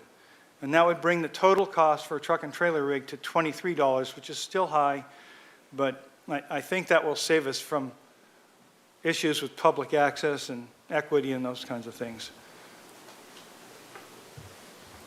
Thank you. Director Wiltshire? Oh, no, Commissioner, no, that's great insight and exactly what we're here to look into. So I appreciate the research that you did on that. And again, this one, there's a lot of our fees that really aren't significant revenue generators for the waterfront. This is likely one of them. And so we can certainly do that work. And you, as a Harbor Commission, can make a recommendation tonight to approve it as is, leave it status quo while we do that work, or however you as a Harbor Commission want to agree to move forward tonight. Commissioner Cohen? I just want to say that I think that you brought up a lot of good issues when it comes to accessibility. It might seem like $35 isn't that much money, but for a lot of people in our community, it actually is that much money, or it's an hour or two or, of work. Was thinking about this myself when it comes to parking and people going to the beach with their children, and that we want to make sure that that's accessible to our community as well. And I was just thinking of one of the ways that they do it in the national park system is to have certain days where it is free for the public. And so I just throw that out as another possible solution, because I do feel like we need to make sure that that not only are the waterways accessible to all of our community members, but that the beaches are as well. Parking for a whole day, or, parking your boat can be a lot of money to many members of our community. Thank you. Chair Stedman, could I make one clarification? So the daily max proposed is $18 a day for the harbor and surrounding parking lots. The 35 is for Stearns Wharf as a daily max increase. And then for boat trailer, the increase would be from $10 for 24 hours to $12 for 24 hours. Right, so I followed that. So I'm figuring the truck would cost somebody who doesn't have a season pass $18, and then a $5 flat rate for bringing a trailer into the launch ramp area or past the kiosk would be a simple $5 per day, no extra calculation at the kiosk necessary. And so that would mean a big reduction for those people who actually plan to, from the proposed, spend the whole day here, and it would add probably a couple dollars cost to somebody who plans to just drive in, throw the boat in the water, and drive right back out. Commissioner Nelson? My question is that this big jump to 10%, and I realize it dropped. You need your microphone. We typically average 2 to 3%, and now we're at 10. That's huge, and to me, that's a large, dramatic increase. And I'm wondering, is that 10% primarily a reflection of the increased cost or allocated cost and the salary cost? Does that comprise 85, 90% of what that 10% increase is going to capture? Yeah, Commissioner Nelson, great point. As we laid out before, our expenditures have increased by roughly $1.6 million. We've combated that this year by reducing our capital spending. So if we were to balance our budget with revenue increases, that it would have to be a lot higher than 10%. But that $1.6 million, $1 million of that is the 10% you have to give staff because of labor. I mean, it's just, that's built, they're baked in. You can't mess with those. Yeah. So that's $1 million. And then the other, it sounds like it's because of the allocated cost. That's where it is. It's not that we're providing new services or we're going to get this by increasing things by 10%. We're just simply covering. Yeah, no, as we talked about before. The allocated cost and essentially the cost of our personnel detail. Our operation is status quo with that. Actually, we're less than status quo because we're reducing our capital spending. Okay. So we're not gaining anything. Those are hard costs that are being put upon us by, yes, property insurance is a big one. Salaries and benefits increases. And so those are really the major ones. And the tools we have to balance those with revenue are really slip fees and parking fees. And on that, so that's marina management as opposed to property management. So we basically put all of this on the marina management, most of the increases are on the marina management side. Do we look at the property side? Because I've had issues, as you've known, with how we manage our leases. They are kind of locked in place for 40 years, and when they terminate, if the existing tenant wants to stay, they stay. We don't do a market analysis of the value of real estate. So have we ever looked at why can't we increase the revenues generated from the property management side as opposed to always going to raise all the categories on the marina management side? Do we ever look at what we can do? Yeah, Commissioner, another good point. And just to be clear, we're not only hitting the marina management side, so a 10% slip fee increase results in about a $500,000 increase in revenue. It's very easy, that's pretty steady. Yep. So that's a portion of the expenditures we need to make up. A 50-cent per hour parking increase results in about a $500,000 or $600,000 increase in revenue. And so those two measures alone make up the lion's share of what we need to make up our deficit. And so it's shared fairly equally between there. Yes, I agree with you. Looking at our leases and evaluating that and taking the time to do that is important. A number of our major leases are tied to percentage rent, which is somewhat of an industry standard for restaurants and those types of tenants. And so, yeah, we could change those over time, but it's still a function of how that business does. And so if our restaurant tenants do well, then that 10% is 10% of a much higher number. And so changing the lease or not doesn't necessarily on a year-to-year basis guarantee us more revenue. Unless you change the base rent to reflect the market value of the property. Right. The hope with most of our tenants is that they are not paying base rent, that they are getting into that percentage rent category. Right. And so it really depends on if they're doing, the base rent only comes to us when they're doing poorly. Okay, and then I was intrigued by Commissioner McCrae's analysis, which makes me focus on, this is the second year where there's been a reference to the fact that we survey marinas up and down the coast to make sure that our rates, even though we're going up by 10%, are not, in fact, are still a relatively good deal for our users. It would be nice to have that as we make this decision, because when you're looking at 10%, it would be great to say, yeah, we're going to increase it by 10% to deal with the cost of inflations and salary costs. But here's an analysis of what other public facilities are charging, and we still remain 20% below them, or 30%, or whatever it is. But we don't have that here. We just have shown the 10% increase, and we'll get you this survey of the 18 facilities that we look at. Next year with the budget process, it would be great to have the results of that comparison as a way to sell the 5% increase. So that's that. Yeah, no, good point. We have that survey, and so we do it every year. It's typically made available to the public and anyone who asks. So it's great point. We have it. But that's what Merritt did. Sounds like that's what Merritt did. That he did his own survey and found out that we were being a little excessive, or high. And so I'm saying that that's what that 18 marina survey ought to show. We should rely on a commissioner to make a determination that this is high or this is low, particularly if we're doing a survey of marinas up and down the coast. It'd be great to have that analysis as part of our decision to increase rates by as much as 10%. That's all. We can get it to you. Yep. Is there any public comment, Angela? We do have one hand raised at this time. Lori Rafferty.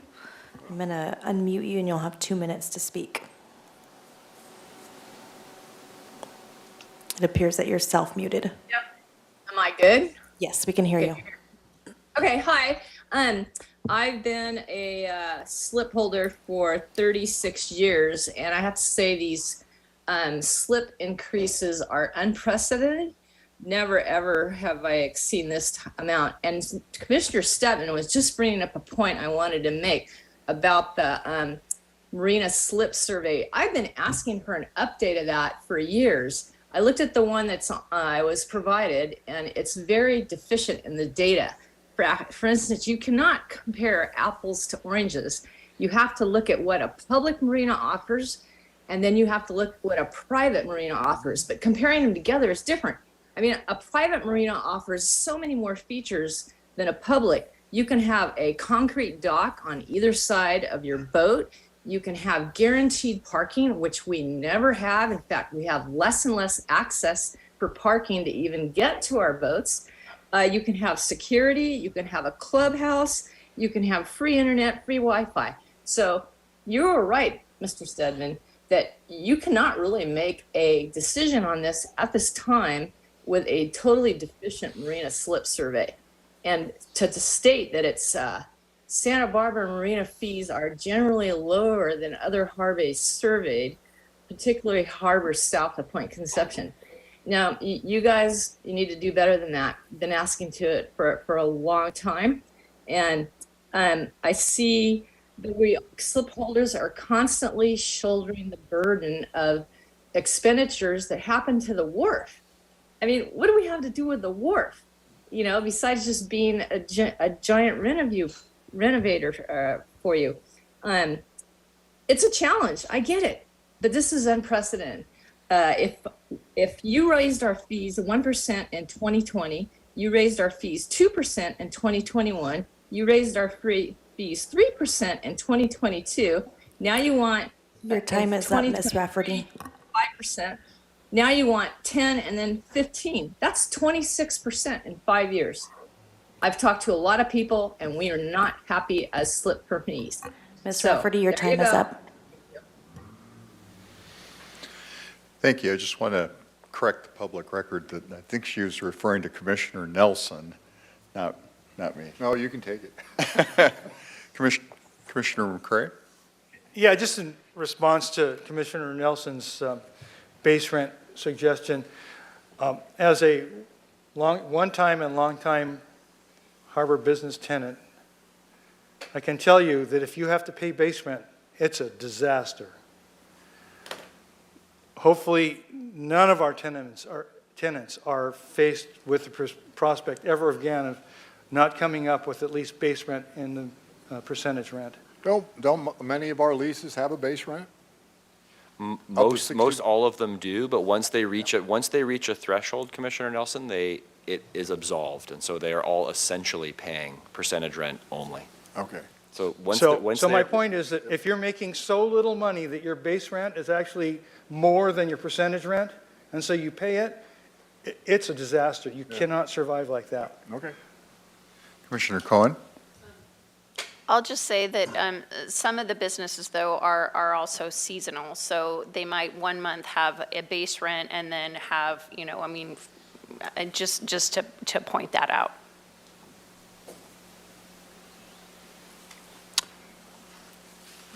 Commissioner Anderson? When we do see the comparison to the other harbors, it'd be great to know if they're also enterprise, as the speaker was saying, are they enterprise funds as well? Are they private? Are they public? I think that would help us compare closer apples to apples too, if that was. Yeah, Commissioner Anderson, it's tough. Every harbor is very, very different. And so the survey that we do tries to capture the widest breadth of data that we can so that you can kind of analyze it any way you want. It is true, some harbors are private, some offer different services. We try and capture that and distill it as best we can.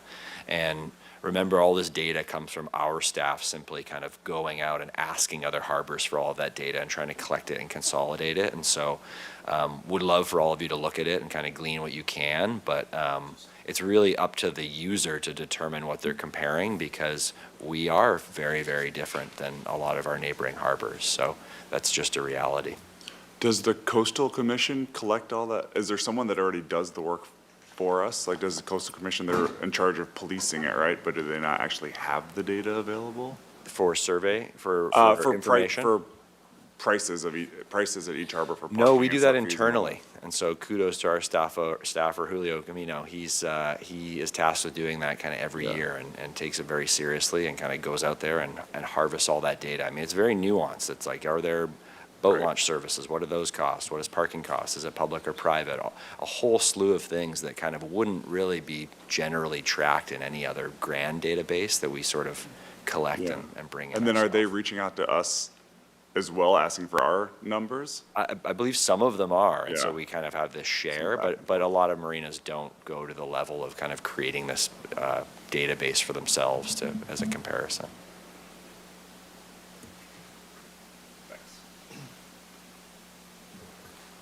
Okay, there are no further questions that I can see, no further public comment. There's no hands raised, and I haven't received any speaker slips. Okay. Can you read the recommendation, please, for this item, Angela? Recommendation that Harbor Commission receive a presentation on the Waterfront Department's proposed fiscal year 2024 and 25 budget submittal, discuss and forward a recommendation to City Council for approval of the Waterfront Department's proposed fiscal year 2024 and 25 budget, excluding slip transfer fees, and incorporation into the city budget process. Commissioner McCray? So I would recommend that we recommend and forward to City Council our approval of this budget. At this time, of all the items except for 25 and 26, pending analysis of the impacts and staff recommendation with respect to them of those two items, and my recommendation to reduce the maximum parking fee for boat trailers to a $5 flat fee for every entrance, or for every day, rather than a combination of an hourly fee to a point, and then a $12, I think it's a $12 max as it's currently proposed.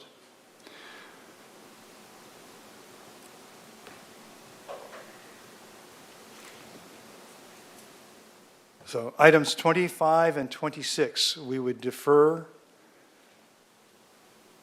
from forwarding with support from the commission until the May meeting.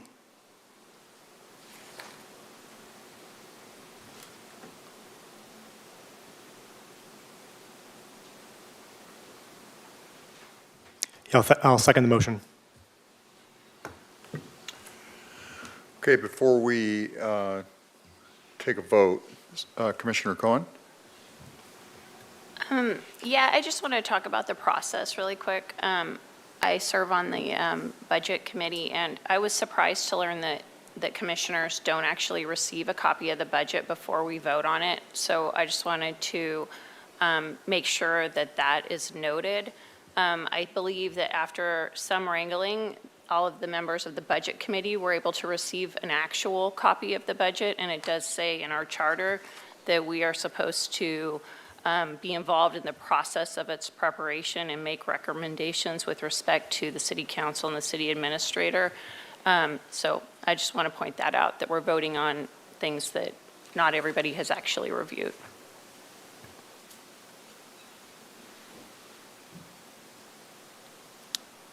Commissioner McCray?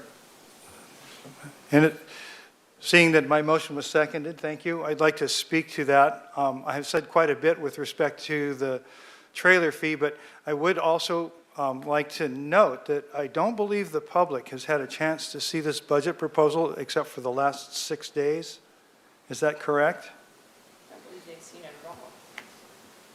I think it was published in our meeting announcement. We are, Commissioner McCray, we are one of the first commissions to be going over our budget. The city administrator and the finance department just presented kind of kicked that process off, I believe, Tuesday, this week. And so I believe Parks and Rec went before us yesterday, but we are literally almost the first ones that are going through this long process of presenting budget to council.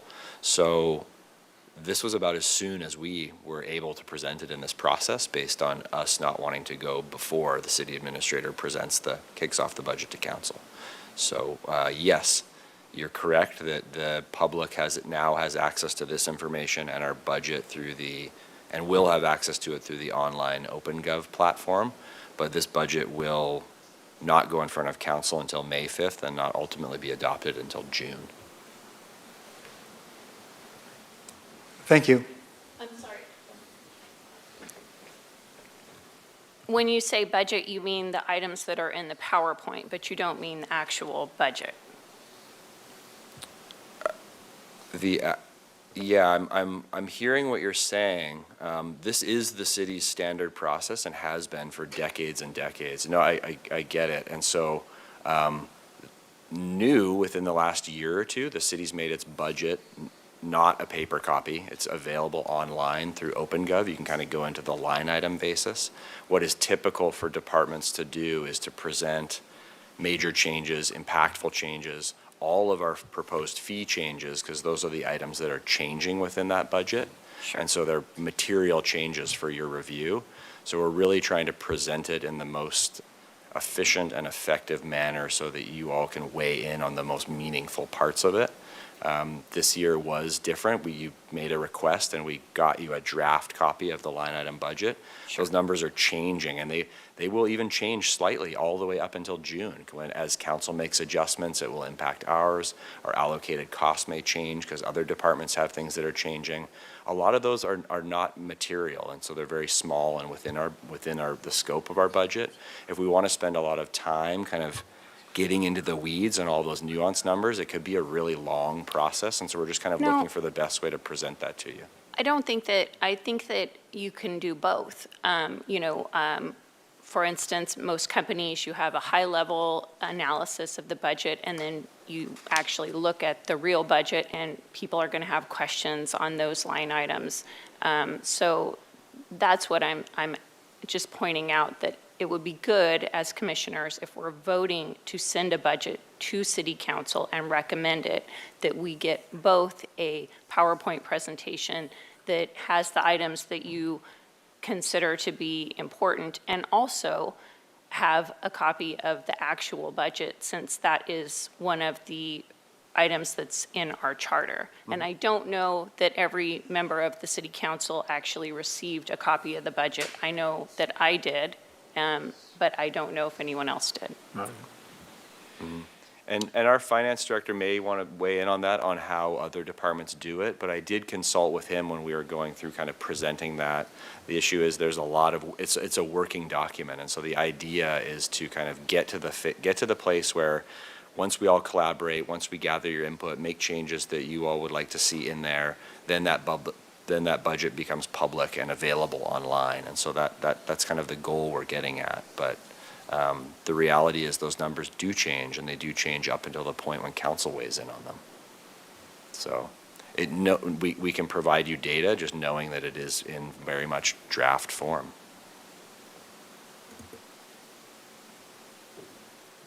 Are there any further questions from the commission? Any public comment? There's no comments at this time. Okay, I believe we have a motion. Okay. Commissioner Cohen? Yes. Commissioner McCray? Yes. Commissioner Nelson? Yes. Commissioner Stanwyck? Yes.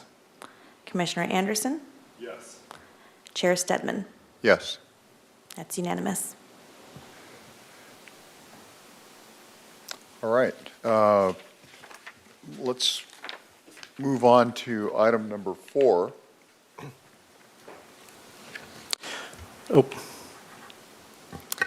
Item number 4, fiscal year 2024 and 25 waterfront budget recommendation for slip transfer fees. Recommendation that Harbor Commission review slip transfer fee changes per the direction of the Slip Assignment Policy Subcommittee, discuss and forward a recommendation to City Council for approval as part of the Waterfront Department's proposed fiscal year 24 and 25 budget and incorporation into the city's budget process. Vice Chair? Yes, before we go any further, I just want to make a note that I'm a slip owner, and there's a conflict of interest here that presents itself regarding the transfer fees. Actually, last year with the Waterfront Direction, as well as the city attorney, we drafted a letter to the California Fair Political Practices Commission, and it was basically determined that the conflict was material enough to warrant me to recuse myself for this item. So I think the correct action here is for me to exit the room, and I will return for the next agenda item. Thanks.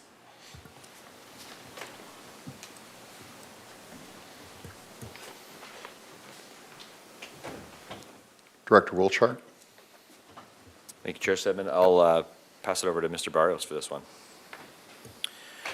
Good evening, Chair Stedman, commissioners, and members of the public. Again, my name is Cesar Barrios. I'm the Waterfront Business Manager. And today I bring to you the presentation on fee adjustments for slip transfer fees for the fiscal year 2024.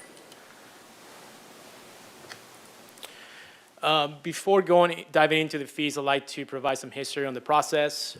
In 2021, the Slip Assignment Policy Subcommittee members recommended the full Harbor Commission to discuss the possible implementation of a slip transfer fee structure that is more fair and proportional across slip sizes. To address this, the Waterfront Department determined that reducing fees for slip sizes 35 feet or less in length is appropriate, while increasing fees for slips over 50 feet. This was done in order to maintain equity and value of the slips.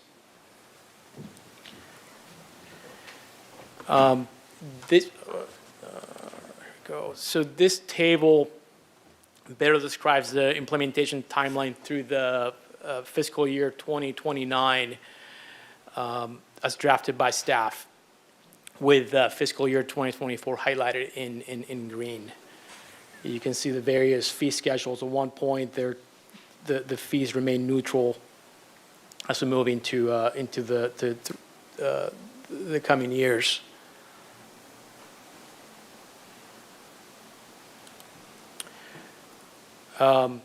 So these are the fee adjustments proposed for fiscal year 24, in which we propose a reduction in transfer fees for slip sizes 35 feet or less in length, while increasing fees for slips over 50 feet. This is per foot.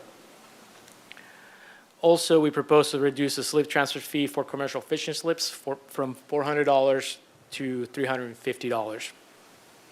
These fees will continue to be adjusted and brought to the Harbor Commission on an annual basis. With that, I'll be happy to answer any questions.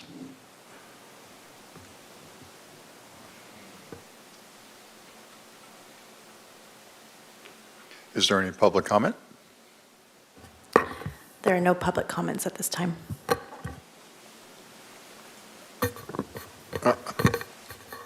I'm willing to make a motion to move this forward, to approve it. We have one question We have from a- Commissioner McCray. Okay. So I'm gonna hop on the soapbox here just so that, I just really want to make sure that folks understand this. So slip costs to the vessel owner occur essentially as three primary components. The first one is the monthly slip rent. The second is a premium paid and finance to purchase a vessel in Santa Barbara, with a Santa Barbara slip due to the slipless lease's transferability. And the third is the cost and financing of the slip transfer fee. These three costs sum to a total cost, and each component balances against the others. The higher any single component is, the less of the total value there is left to the others. Of the three, only two come back to the Santa Barbara public, who are the owners of this actual resource. The premium paid to the seller of a vessel with a Santa Barbara slip represents the private trade of a public resource. Slip buyers, quote unquote, end up paying the full value for their slip, no matter how the proportions of these three components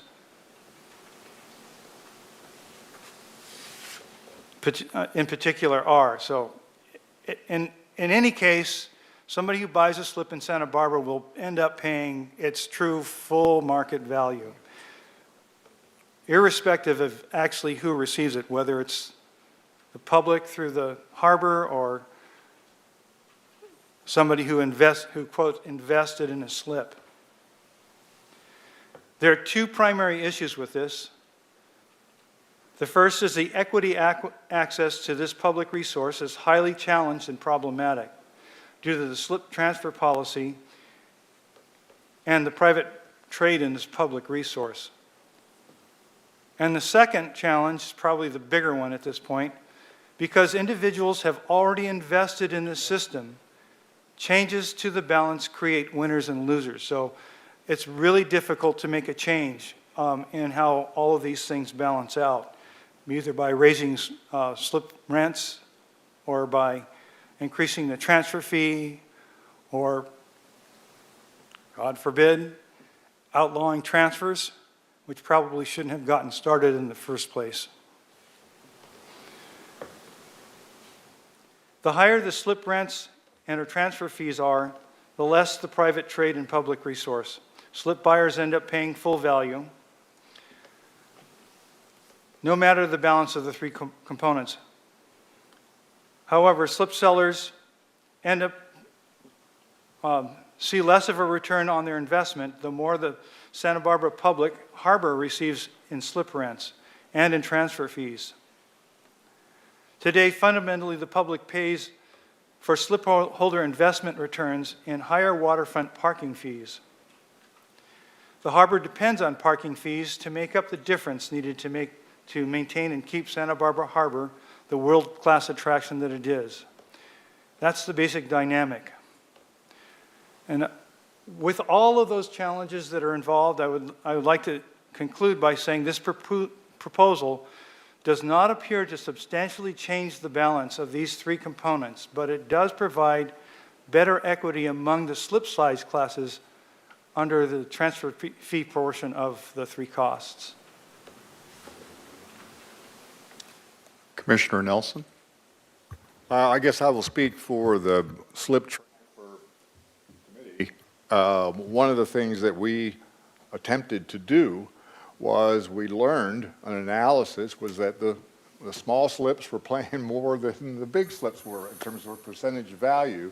And what we agreed to do was try to address that over a number of years. And this, I guess, is the third year of adjustments being made in the budget to do that. The other determination that the committee made was that rather than doing this by a linear foot, what we ought to do is a percentage of value. And that so what the committee recommended to the Harbor Commission, and the Harbor Commission came back to us and said is, let's take a look at the best methodology to decide what the market value is. We heard from the county assessor who factors in market value and the tax that's passed along to every slip holder. And we also said, why don't we look at fair market value appraisals? And then we could charge everybody the same percentage of the market value across the board. And that's where we're trying to head, and that's the remaining work to be finished by the Slip Transfer Committee, is working with the department to come up with a methodology that allows us to make that market value assessment. But this budget, we looked at it, we feel is moving in the right direction and is consistent with what the recommendation of the Slip Policy Committee is. So therefore, I'm comfortable making a recommendation to move this forward, but also with the caveat that we need to decide what methodology we're going to use to decide what market value actually is, and then explore ways and what's the percentage. And the other thing I forgot, and I know Mike wants me to mention this, is that our deliberations were such that we acknowledged that whatever we would do, we would try to make it budget neutral. So the ultimate percentage of market that we would pass along in future years would do our very best to make sure that that's revenue neutral and doesn't create a budget disruption. So with that, I move it forward. Make a motion to approve. And I would second. Angela? Commissioner McCray, Yes. Commissioner Nelson, Yes? Commissioner Stanovic has recused himself, Commissioner Anderson, Yes. Commissioner Cohen, Yes. Chair Stedman. Yes. That's unanimous. Thank you. All right. We're tearing through this agenda.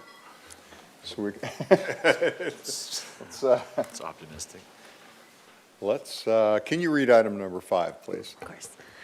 Item number 5 is Commercial Fishermen of Santa Barbara presentation. Recommendation, the Harbor Commission receive a presentation and progress report at the recommendation of the Commercial Fishing Work Group from Commercial Fishermen of Santa Barbara regarding the partnership with City of Santa Barbara and the Santa Barbara City College to create a maritime collective. Discuss and take action as necessary.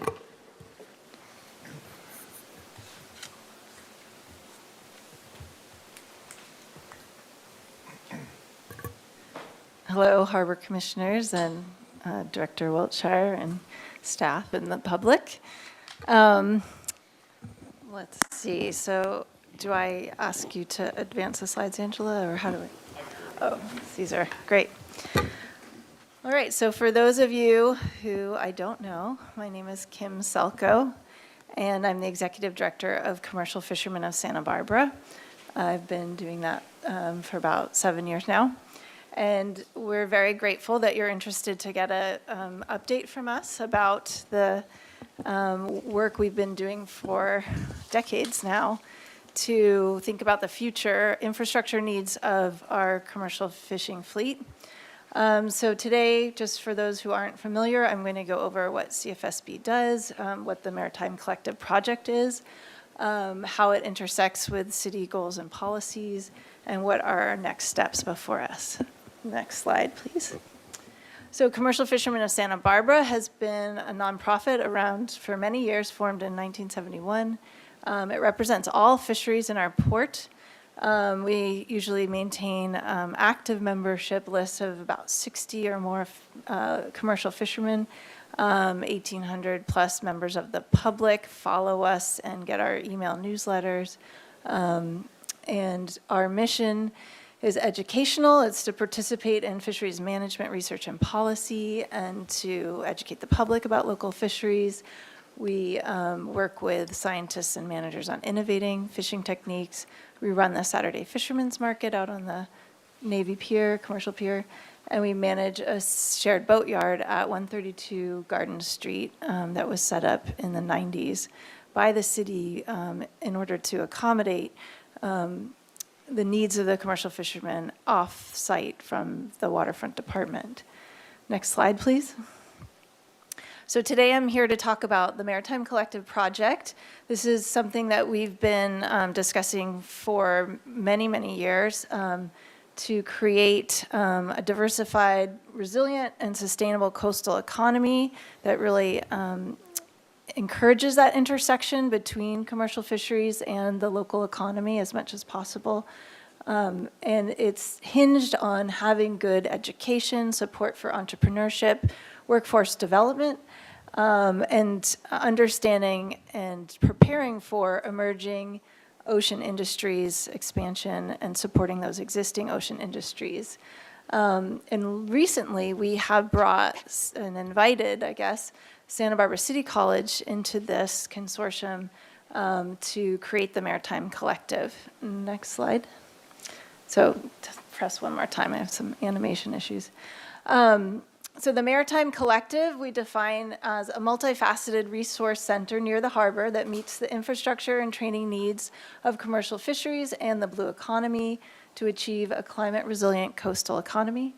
And the blue economy is sort of a buzzword that really represents sectors that conserve marine environments while using them in a sustainable way, such as aquaculture, seafood production, recreation, and renewable energy. Next slide. So the priority components of the Maritime Collective will be an expanded boat and gear yard because that one at Garden Street is far below the size that we need to accommodate our fleet as it is today, let alone prepare for future expansion. And then also companion training programs and an educational space for those, a fabrication workshop, entrepreneurial co-working space, and community cold storage. And this was based on a survey of our fishing community in 2021 that we conducted with funding from the USDA. Next slide, please. We've collected a fantastic core team of folks who work to get this project off the ground. I'm leading it. My other affiliations are UCSB, I'm a marine scientist, and Get Hook Seafood, which is my business to provide seafood to the community. Chris Voss, Ava Schulenberg, and Harry LeCornick represent CFSB alongside me. Mike Nelson is a harbor commissioner and a volunteer with CFSB. Rebecca Bjork, city administrator, Mike Wiltshire, waterfront director, have been very involved in supporting this problem solving and moving it forward. Eric Friedman and Mike Jordan were assigned to be city council member liaisons to this process. Dave Davis, former director of Santa Barbara Community Development, is also a very valued advisor and supporter of this project because he was in charge back when that boatyard was created at Garden Street in the early 90s and knew at the time it was insufficient and has wanted to make up for that as we move forward. Leslie Wiscombe is the Santa Barbara Planning Commissioner, has also been very involved in advising us. And Carrie Culver at Sea Grant is also on our team to bring in, the state's interest in seeing this infrastructure project go forward. Next slide, please. So why would the city partner with us? That's because there are many statutory and public policy endorsements to both preserve and maintain fishing infrastructure and prepare for future expansion. Some of this is laid out in specific language in the statutes of the city charter, the Coastal Act, the Harbor Master Plan, the local coastal plan that was created in 2003 and updated recently. And then more recently, CFSB went in front of the city council to give them an update on our maritime collective plan, and they voted unanimously to support it. The county board of supervisors then followed suit, and the city of Santa Barbara economic development plan incorporated explicit language about making sure that fisheries, our commercial fisheries, are a part of creating resilience and diversification of our coastal economy, supporting it as a sustainable natural resource use that we all benefit from, and preparing for this expansion of opportunity for the blue economy in our town, which could create new jobs and new industries and new revenue. Next slide. And I wanted to just give folks who are not familiar a little background on what our port brings to us. These numbers are for the 4 Channel Island ports. So those of you who are familiar might see that these numbers are bigger than I usually discuss. But this is really strong data from 2020 from the Department of Fish and Wildlife that there are 450 fishing boats roughly based in the Santa Barbara Channel. They bring in over 100 different culinary species to our docks. They add about 1,500 good local jobs, and that's just on the boats themselves, and the direct support for those boats.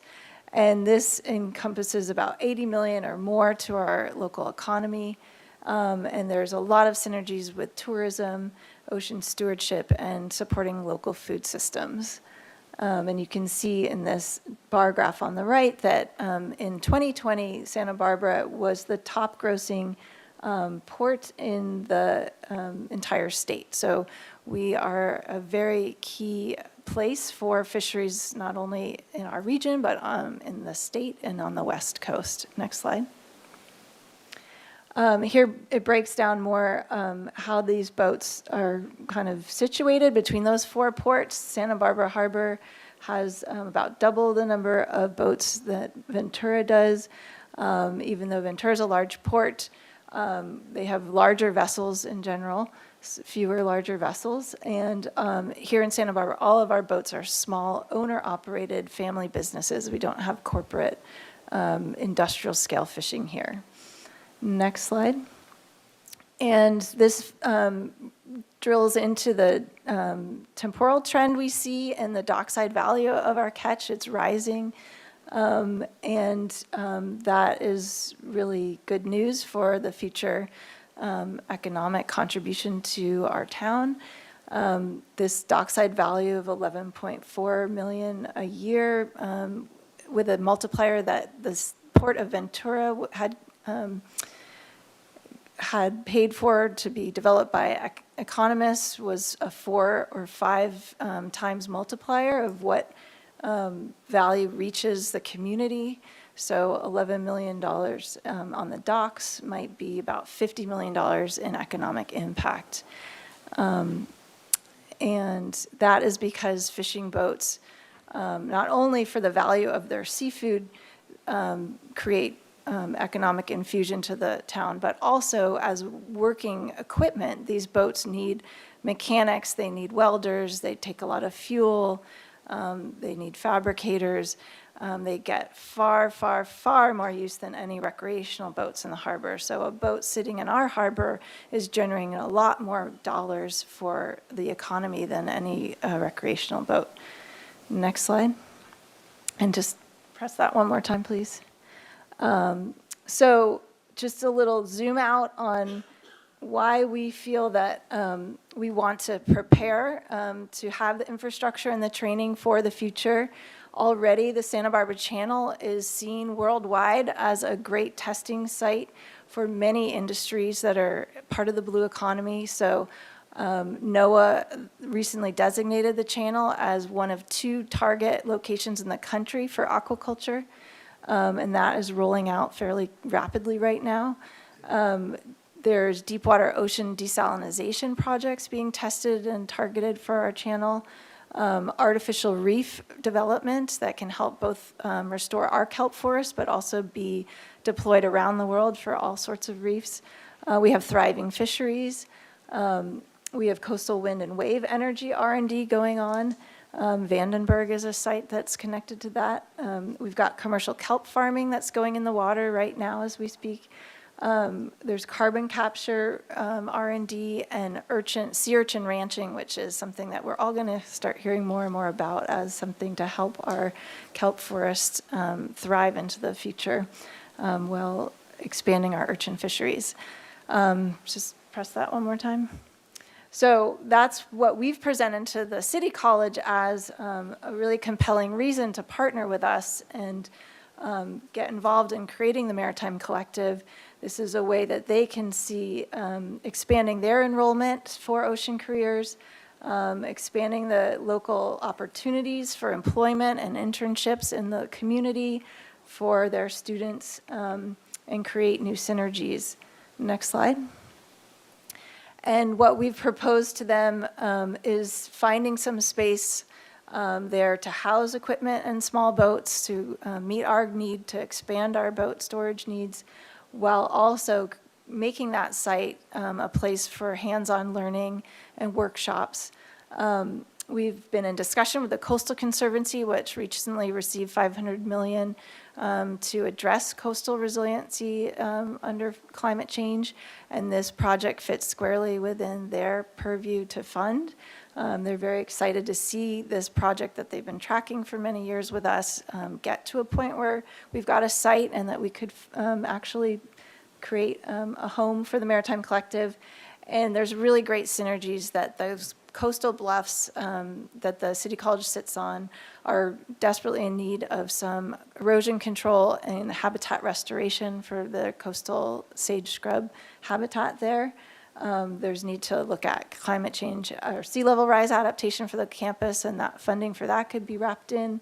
And it's also appropriate to put in funds to improve trails and walkways, e-bikes, alternative transportation.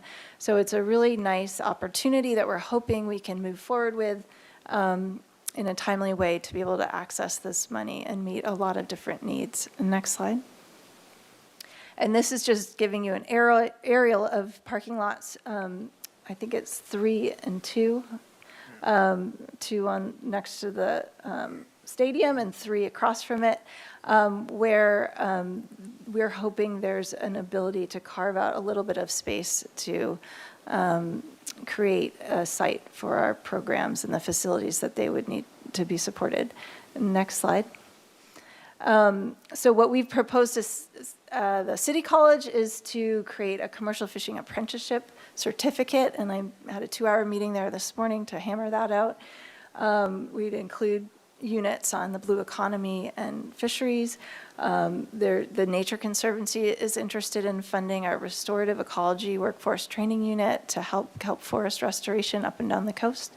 I'm also very excited to work with the culinary school on a sustainable seafood credit system as well to enhance the training for their culinary students. Next slide, please. So as I said, we've pursued partnership with the Nature Conservancy, and other funders like NOAA can come in. They've got a lot of funding on kind of workforce training and restoration of coastlines through programs like this. And we are thinking about developing a whole curriculum in marine restoration science with dive training that would take advantage of the marine dive tech program there. That's already a kind of world-class program in diving. And there's already kind of talk about funding for scholarship, internships, and long-term federal funding is possible. Next slide, please. And again, just a little more detail on sustainable seafood culinary training. This could involve hands-on training, coursework, kitchen equipment upgrades. The USDA grant that we received has more funding that would allow for purchasing equipment and making upgrades and doing training programs all around seafood. There's lots of more to be thought up and dreamed up and in collaboration with the City College. Next slide. So today we just wanted to give you a chance to be up to speed on where we're at with this, answer your questions, and gather your ideas and hopefully get some support from you to continue pursuing this project. Thank you.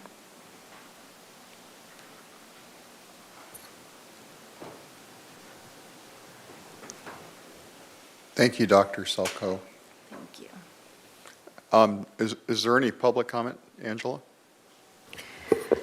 I have one speaker slip from Chris Voss, but I don't have any hands raised online.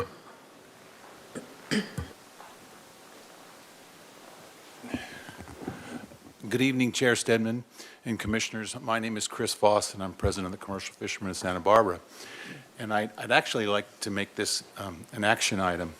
I think this is an opportunity for the Harbor Commission to support this effort on our part to collaborate with the SBCC. I think this is a unique opportunity to kind of integrate the fishing community's activities and the blue economy and the academic opportunities that are available there. I'd also like to just briefly mention how, well, first I'm grateful for all of your service, and I'd like to tell you that my experience as a commercial fisherman here in Santa Barbara has been exceptional, in that I felt very fortunate and very lucky to have been born here and then fished here my entire life.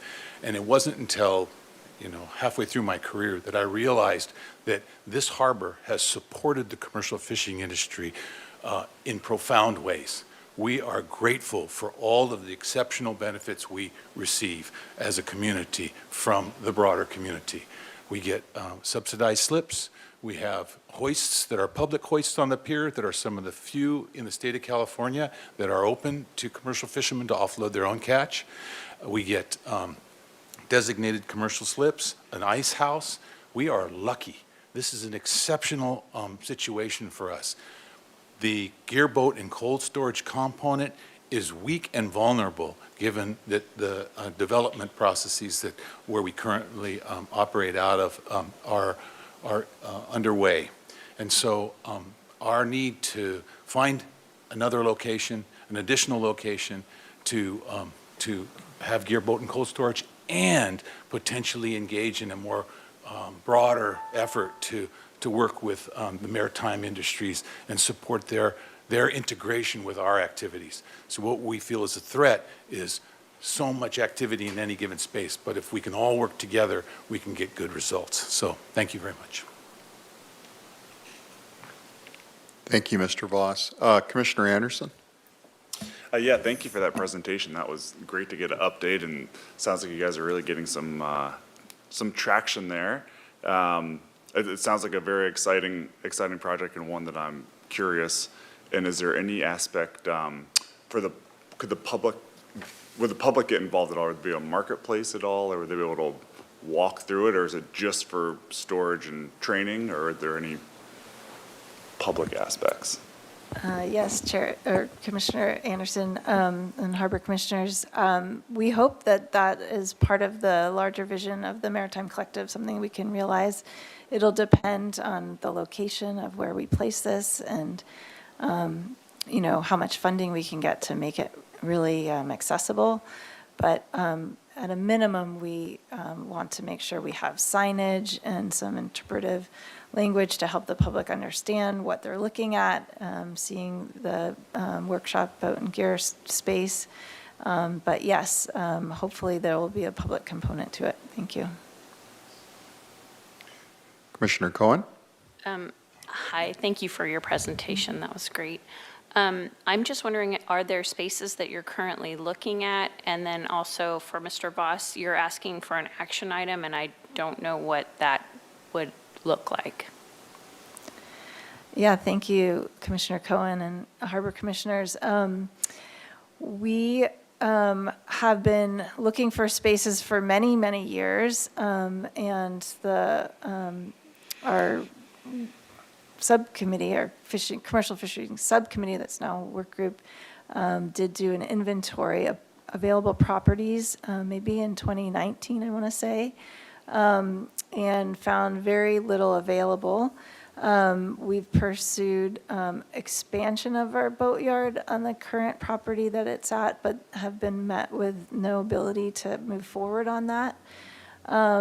And no other properties have been available. We've engaged with real estate agents at various times. And so we really have almost no options at all.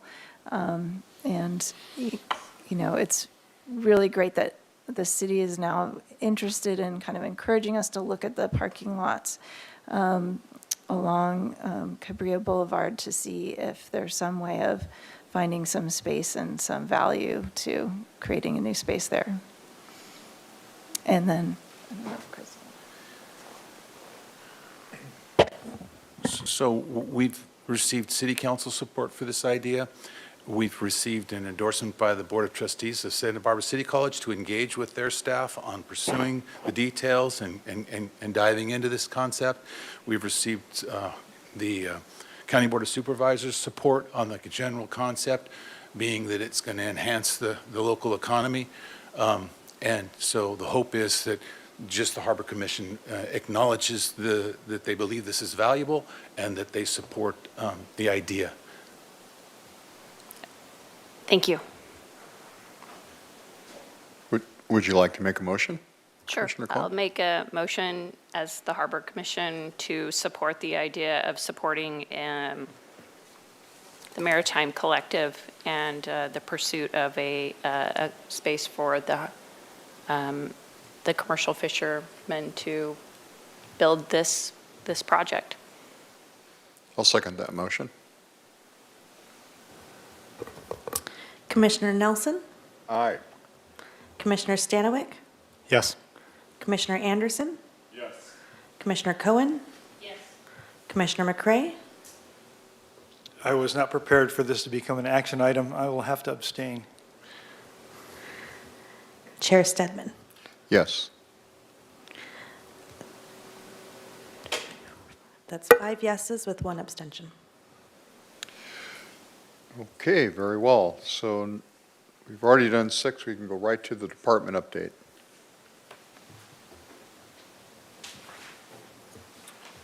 Mr. Ingebrigtsen.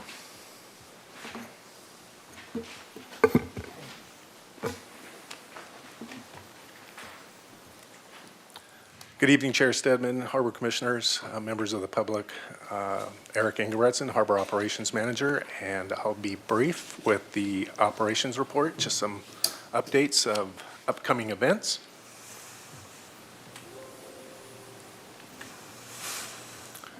Wet Wednesdays, sponsored by the Yacht Club. Wet Wednesday races will begin, or actually began April 5th and run through October 18th. You must be a member of the U.S. Sailing Association or recognized club to race, or be a guest of those.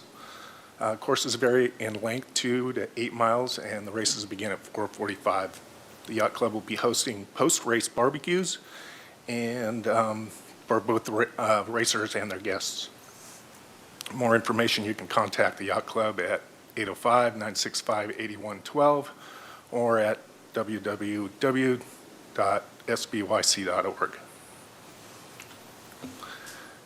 Next up, Operation Clean Sweep, our 15th annual Operation Clean Sweep. Saturday, May 6th, starts at 8 a.m.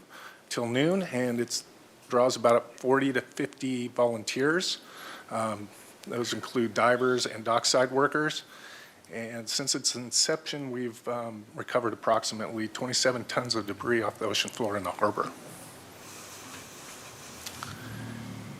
And this year, we'll be working in the areas of Marina 1, G, H, I, J, and K fingers. Again, it's a great event that supports our Clean Marina program. And if you're interested in volunteering, go ahead and contact me at 897-2587 or Ingebretson at santabarbaraca.gov.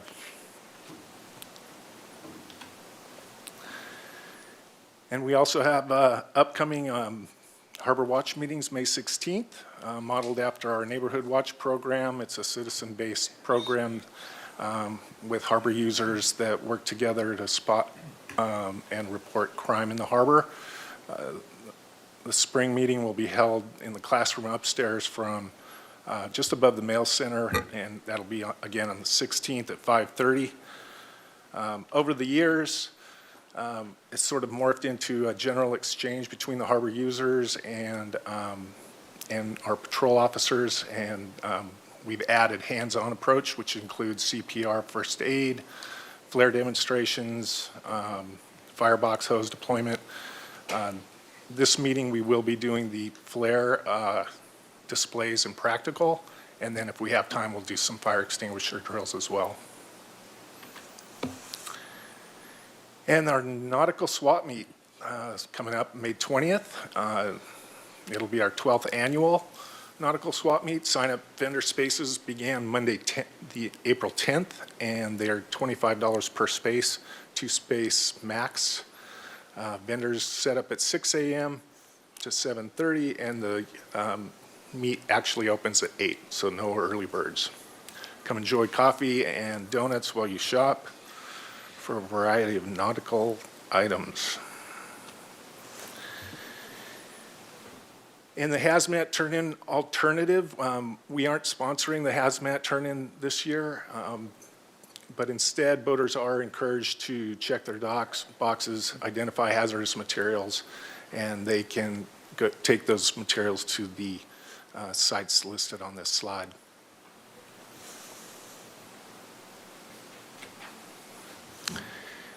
And then National Safe Boating Week, which runs approximately 1 week after our Harbor Watch meeting. It runs May 20th through Memorial Day weekend, and the main goal is to promote safety and awareness for our boaters. Strong emphasis on safety and responsibility while operating out on the water. And Harbor Patrol's mission, as always, is to educate and enforce rules and regulations. And that concludes my report. I'd be happy to answer any questions. Merritt? Thank you for that report. Once again, this year, kudos for great efforts. Thank you for bringing that to the public's attention through this meeting and in other ways.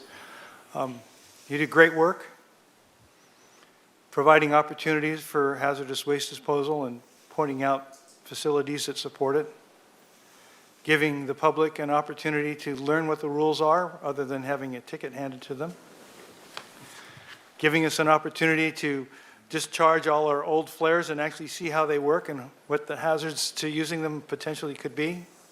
All those things are great. And so just thank you very much. Any public comment? Angela? There's no public comments at this time. Okay. Thank you very much, Manager Ingebretson. Commission and staff communications, I guess. Next item. Got one. More kudos to harbor staff. Thank you for very much for attempting to guide the public through that alleyway. I went down yesterday afternoon about 4 o'clock and sat there in a chair with my dog beside me and counted people as they went in and out of there, and I'd like to just provide those results for you. The basic bottom line is you guys are right. I hate to see 4 90-minute spots go away for this, but it turned out 114 people came through there. I counted the people that went through the west side of the blacktop, which is probably the most dangerous because those people who go in and out through around that corner are the ones that cross diagonally across traffic behind cars that are pulling in and out and so forth. Of the 114, 98 of them ended up going across that blacktop. Only 16 used the alley. And of those 98, 56 went through the blacktop west side and out to the west lot. So that's going to represent a challenge because those are people who are actually shortcutting the distance to get across there, and putting a parking lot on the east side of that blacktop might not catch them. You'll have to do more, but at least by putting a regular sidewalk in there, you could possibly put up a sign that says, "We have a sidewalk, you're not allowed to walk in the street here." And that might help. A total of, that was 56 people that did blacktop and west. The total number of people who used that blacktop was, the west side was 62. Of all those people, the 114, about 101 of them were pedestrians. There are 5 people that came through on skateboards, and only 8 bikers came through there. But the important thing about them is the bicycle people all went right down the middle of the blacktop. So there you have it. Thanks for trying. Thank you, Commissioner McCray. That was quite a thorough report. How long did that take you? 45 minutes is there and 45 minutes counting numbers. Putting them into the computer. Interesting. Any other questions or Commissioner communications? Staff?